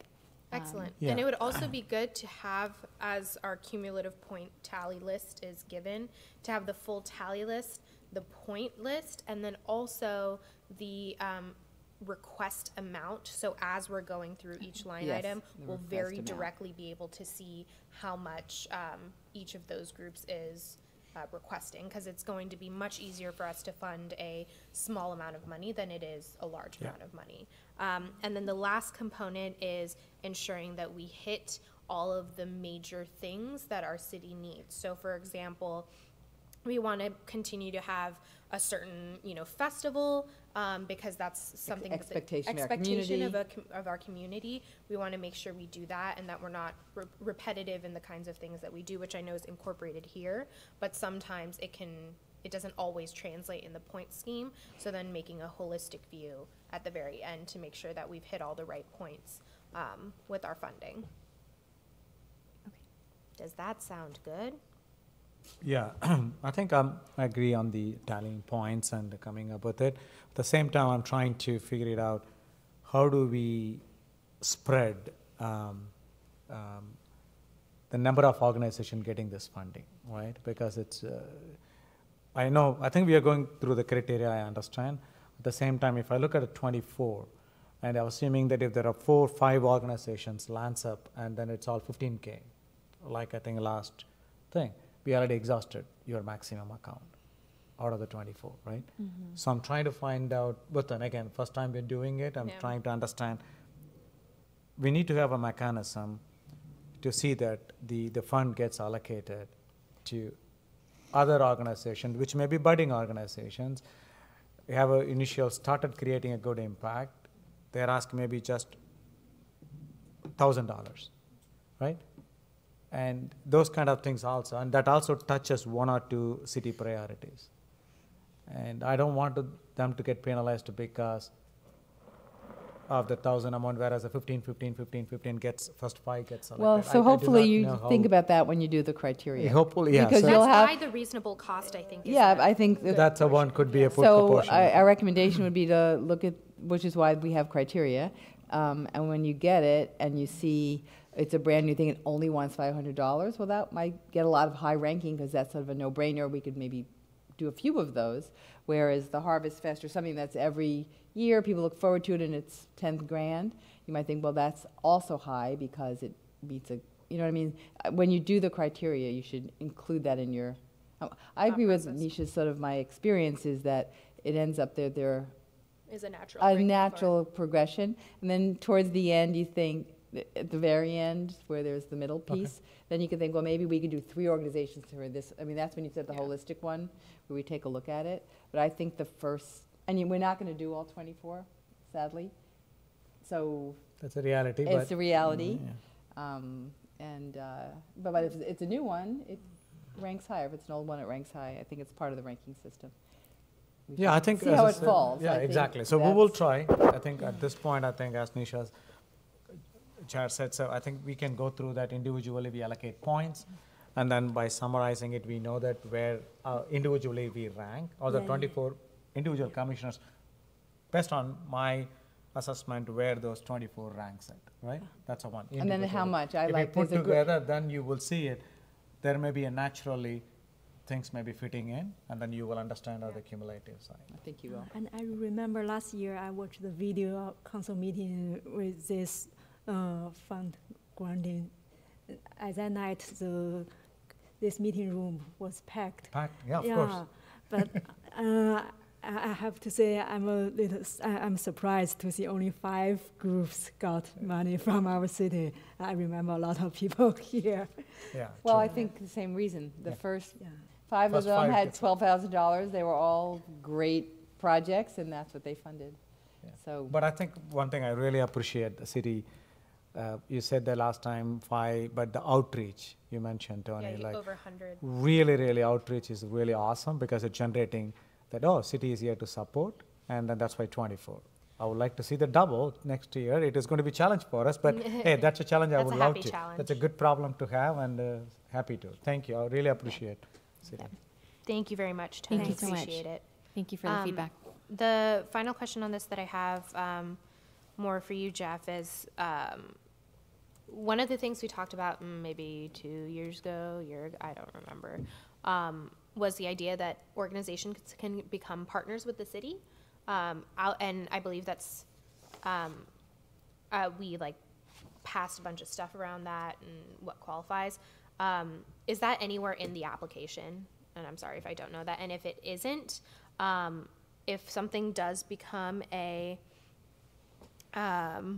if it does become a city partner program, is there eventually a way that it can make it into an annual budget cycle for the city instead of being a grant given program? Because, for example, a regular festival, for instance, I mean, I don't know why that should be included in our grant process. That should just be part of the city budget.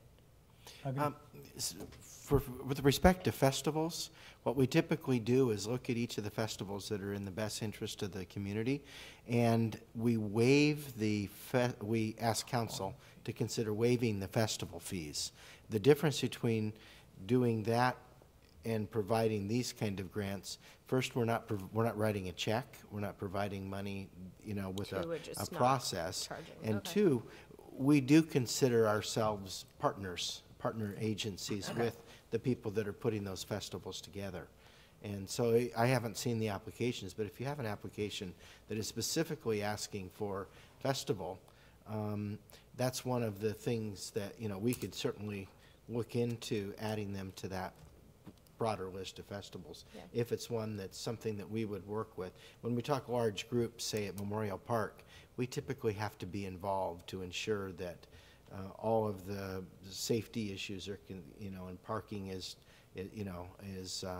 set up correctly and things like that. It's a partnership by nature. And it's a partnership by nature to make sure that we're keeping the park clean and everything's done right. But to answer your question, the example I'll come up with is the sister city programs, as opposed to coming and asking for money. Yeah, they just, now we're a line item on the city budget. So it is a thought that if we do some of the festivals, or we provide some of these activities yearly, they don't have to come back and beg for money. It would be nice if, like Sister City, they became a line item. But that's not really we don't have jurisdiction over that. yeah, but it could be something that we recommend to city council. And similarly, and this is kind of playing to my other point, which is like the UFRAT Museum, and this is just, I have too much previous insight into them because I sat on student government at Danza, and we oversaw them as well.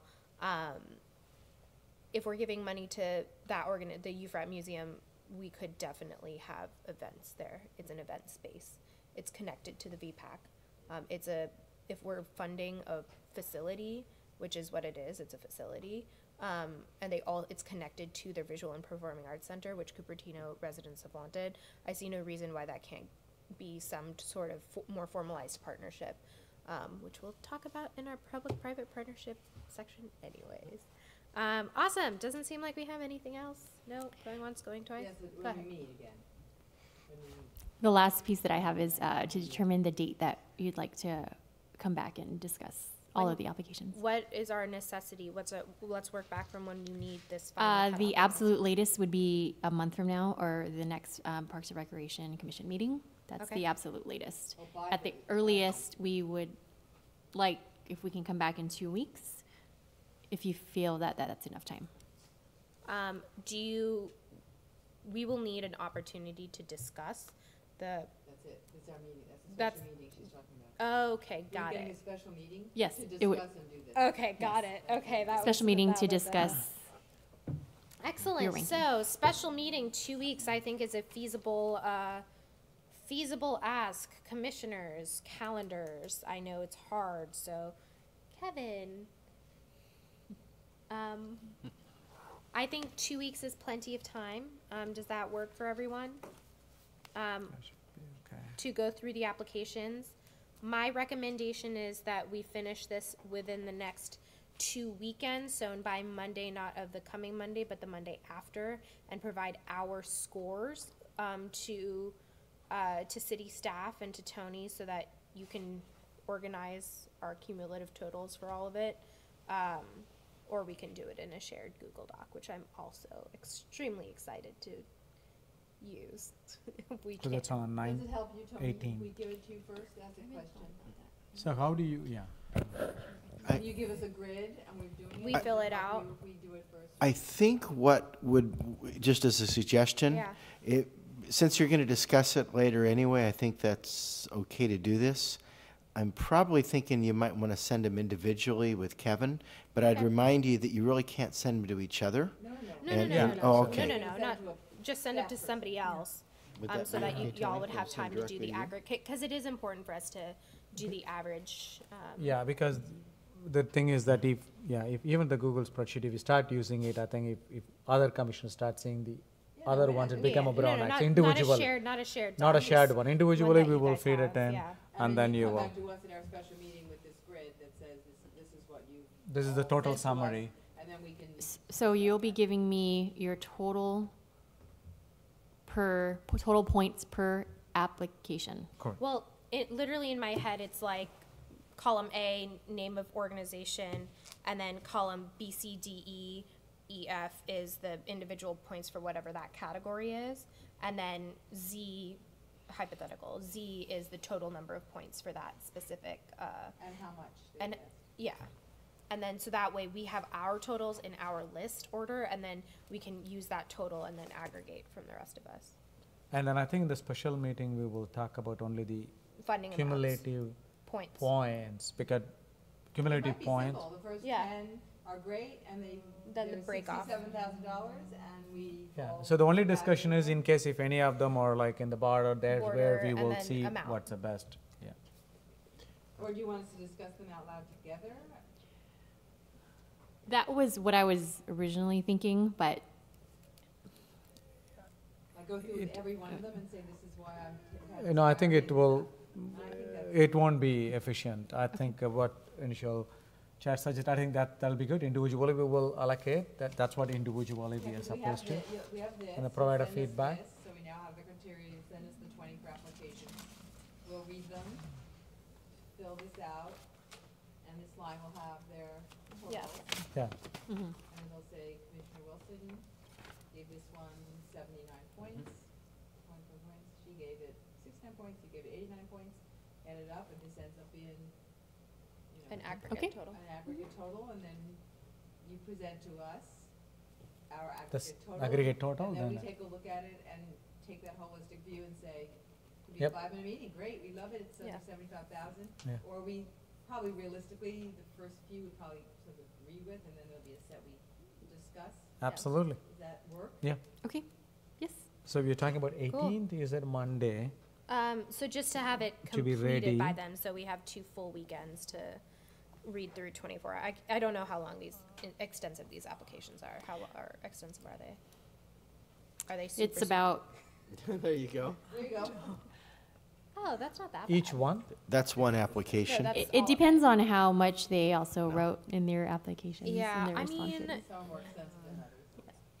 That's, is that at 1 weekend's worth of work or 2 weekends? no, I think it'll have 2 weeks. Okay, all I right, have so other then we'll activities. finish, She doesn't need it till the beginning of April. yeah, so we'll Give us a finish week. our totals by the week of March 18th and send it over to you for aggregation, and then we can have the meeting either the end of that 18th week or the week of the 25th, based off of availability of space and commissioner time constraints. Sound good? Well, so currently, Yeah. He's got it, actually. He's like, I'm there's- so ahead of you. actually for that week of the 18th, there is actually, I did find rooms for each of the days. So if you do want to aim for that week, oh, you're out of town the entire week? I get back Wednesday morning. Wednesday the Wednesday. 20th? I'm in New York City with my celebrating my mom's 97th birthday. Oh, That's awesome. You don't want to miss it. So then, I'll get back 2 a.m. on the 19th. so then should we aim for, we can aim for the end of that week if that works better for you So guys. 19th, I'm sorry, 18th we provide them, and is that 19th is just? We want to get it to her by the 18th. 18th, Oh, so I she has see. some time to, a few days to go through. Can we stick with Thursday, if that? Thursday, I have the other board I need to go to. Third Thursday is the Is the CLF, meeting? CLF board, so I Okay. cannot miss that. Tuesday the 26th or Thursday the 28th? Let me double check that really quickly. Or Wednesday night, 27th? What do you have that week? Or Monday night, the 25th? Is this something we could perhaps figure out via Through the, yeah, I think doodle one will be great. Yeah, okay, I'll send out a new one then for the following week, so we'll figure Okay. that out. I did want to ask though, at least from the commission's perspective, you know, do you want this to be more of like, we could do it as a study session, so you could have more of a discussion? Do we still need it televised? Do you mind if it's just in a conference room? Do any of these factors matter for you in terms of figuring out each room? I would personally prefer discussion. However, given the nature of what we are doing, I think it might be good for us to record it. So it's just, and have opportunity for community members to come and speak. It just makes sense given the community nature of this grant program. And I want people to understand the logic so that they're not, if they don't receive the funding, they're not upset. Or, I mean, they understand, and if they do receive the funding, they recognize the gravity with which that money has been given. Yeah, and because this is a new process, maybe we can get feedback after that. Absolutely. Yeah, agree. Cool. All right. Anything else? Awesome. We will power through. All right. We jumped item number 3, which is why I got confused. But that is actually the review of future agenda items and additional prioritization for Parks and Recreation Services. Need to grab Helene. Yeah. Oh, she's back in. Oh, And poor I think Helene. she's still out there because she's. Wait, but she could still sit and listen. Yeah, I thought that's what I was Oh. looking. So, okay. I just thought she left. Sorry, Helene. It's okay. You have you missed out on 100 pages of reading, so you're good. Okay. Here, take this away. Can you put this? I don't need to eat it. Excellent. So back to subject. Item number 3, the subject is review of future agenda items and additions, prioritization for Parks and Recreation Commission, seeing as we did the previous agenda item number 2. I wanted to hopefully keep this short. Is there anything that you guys need to dramatically change and or alter from what the commission work plan is as we've amended it so far? Yeah, I think my recommendation, as long as we are good for the next 2, I think we should, even next 1, it's okay. We can put this as an old business and review it. The only thing I would want to see is the Brown Act training opportunity. Yeah, that's missing. That would be great to do. Now, I am personally a fan of virtual trainings. We don't have to be here in person because I'm rarely in this country. If possible, I would love to do it digitally, but I know sometimes it's nicer to be able to hang out. So, or have an opportunity to do it online and in person, but it would be really helpful to get that going. Our city attorney's presentation is excellent.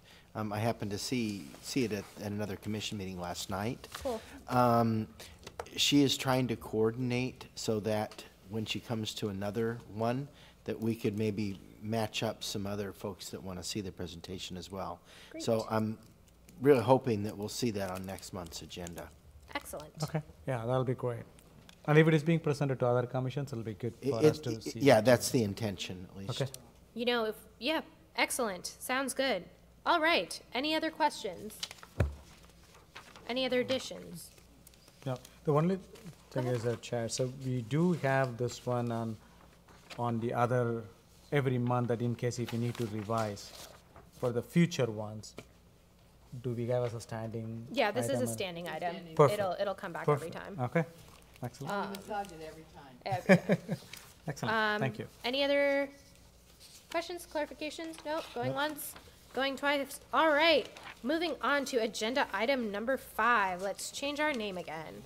Parks and Recreation, I'm missing my sheet. Department of Here we Park go. and Recreation.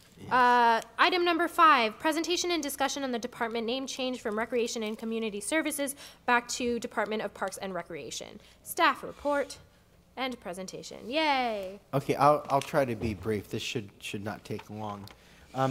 The Municipal Code 2.48 gives us governance direction on what the city departments should be and how and what they're named and the like. Back in 2014, there was a reorganization of the department when a lateral transfer occurred and there was a director position that moved from another part of the organization. With her, she brought a number of community services. As you know, code enforcement, we added emergency management, block leaders, some leadership training and such. Recently, we have reallocated, I guess, those different community services to other more appropriate departments. So it really gives us the opportunity to focus on traditional parks or recreation missions.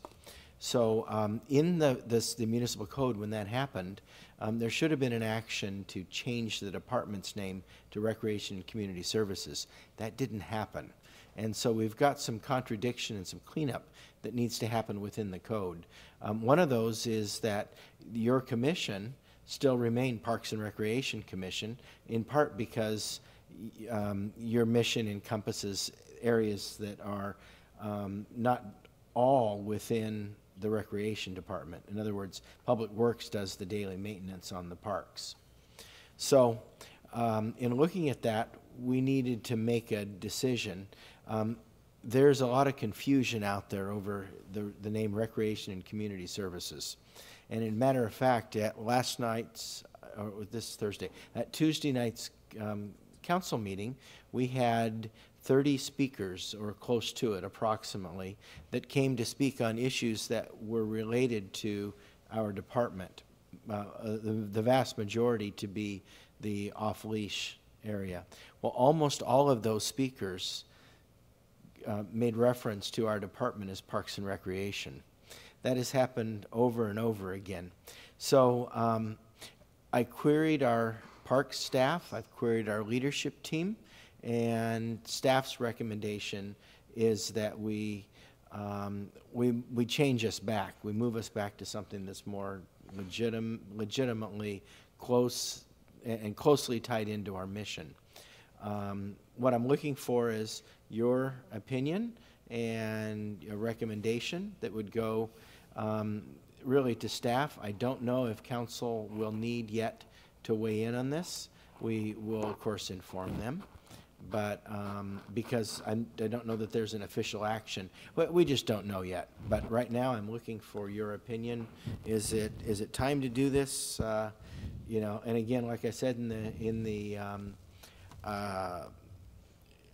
the staff report, we're not going to spend a lot of money to make this happen. We're going to keep our uniforms. You know, we'll keep our staff uniforms until we run out and we redo it. We'll keep our business cards until we run out and, you know, that kind of thing. So open for your suggestions and direction. Excellent. Do we have any blue cards? No? Okay. Are you looking for a formal, like a motion to recommend, or can we just each go through and say, yes, that sounds good? I would actually, in this one, I'd like a formal motion? Yeah. Okay. Just following Parley Pro, I'm looking for a motion to change the name of the department to match the code back to the Department of Parks and Rec. I move that we change the name back to the Department of Parks and Recreation. I second the motion. All right, now we are actually, before we go to a vote, technically by Parley Pro standards, we're supposed to go into discussion. Does anyone have any comments or questions that you care to share about this? We want to make Jeff happy. No. Great. Now we can, seeing as there's no discussion and or objection, we can go ahead and move to a vote. Excellent. Unanimously, the commission, the Parks and Rec Commission has voted to return the name of the department back to the Department of Parks and Rec and/or Parks and Rec Department, however you guys want to phrase it. That's great. Excellent. Thank you. Thanks. Whatever you want to do. All right, number 6, we got director's report.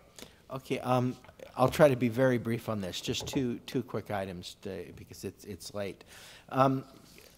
Some time ago, our interim city manager came here and talked to you a little bit about the communication between council and commissions. He asked us to provide some survey data, and I don't know who all has completed it or not, but I just want to remind us. I understand there's at least one commissioner that hasn't completed it, but I don't know who. So I want to make sure that if we haven't completed it already, that we still want to look at doing that. The second thing that I'd like to talk to you very briefly about is with the upcoming master plan ready to go to kind of a final draft. There are some sections in there that we'd like to ask you for comment on in terms of a quick quote. And so we'll send something out to you as an email to say, on this chapter, this is what we're looking at. We want to see if there are some kind of inspirational things that we can put into the plan. Little bits, just tidbits here and there that'll help to explain, from your perspective, what we're looking forward to.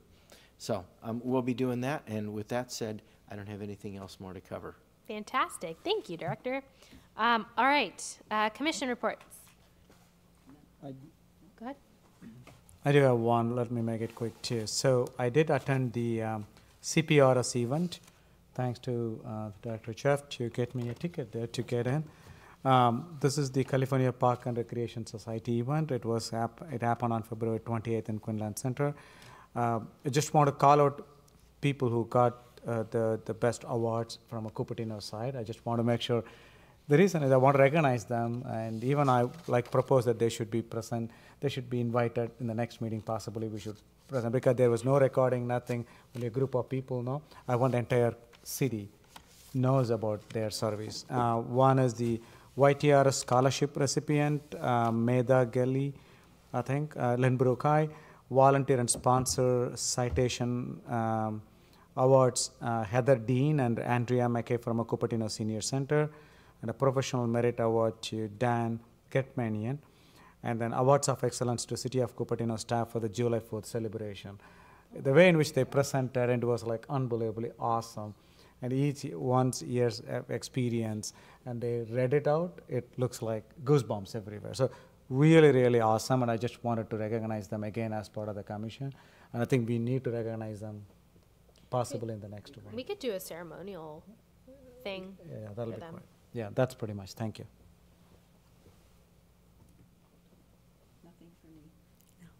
Did you want to report on yesterday's meeting? The mayor's meeting? The mayor's meeting. Did you go to that? Oh, yeah. Yeah, actually, I just present what the list you provided. And we also talked about some, just as I mentioned before, the collaboration of different commissions. And there's some, actually the tech commission, the art commission, they also proposed similar idea. And the bike commission, they're also talking about the, want to get the update of those trails. I think there may be some overlap about, and in that meeting we also discussed the, actually the mayor went to the Magical Bridge trip with us, and we discussed about that. So the art commission people, they have interest. They said if our city want to start that program, maybe they can help us for fundraising and those kind of stuff. But anyway, I'm new to those meetings. I still a lot to learn. Oh, great job. And thank you for stepping in. A quick question, how do I get to know those reports we do? Do we have a formal way of presenting in the mayor's meeting? Or? So we don't right now. That is a request that we've made to the city council to have formal, like a formalized reporting system. We're just, or minutes or something. We are waiting for that to happen. Thank you. Excellent. All right. Well, with that, we will adjourn this meeting at 10:54. Wow. Awesome.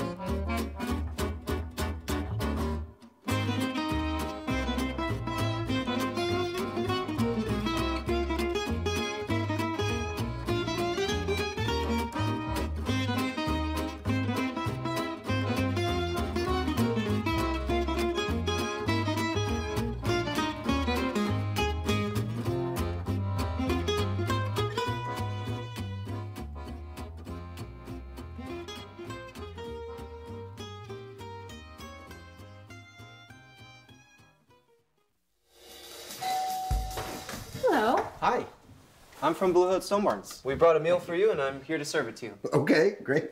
Come in. Zucchini carbonara, made from zucchini that was harvested earlier this morning. Again? Hey, Dan Barber. You have room for a little bit more? Come on in. Come on in. Brochettes, the sausage,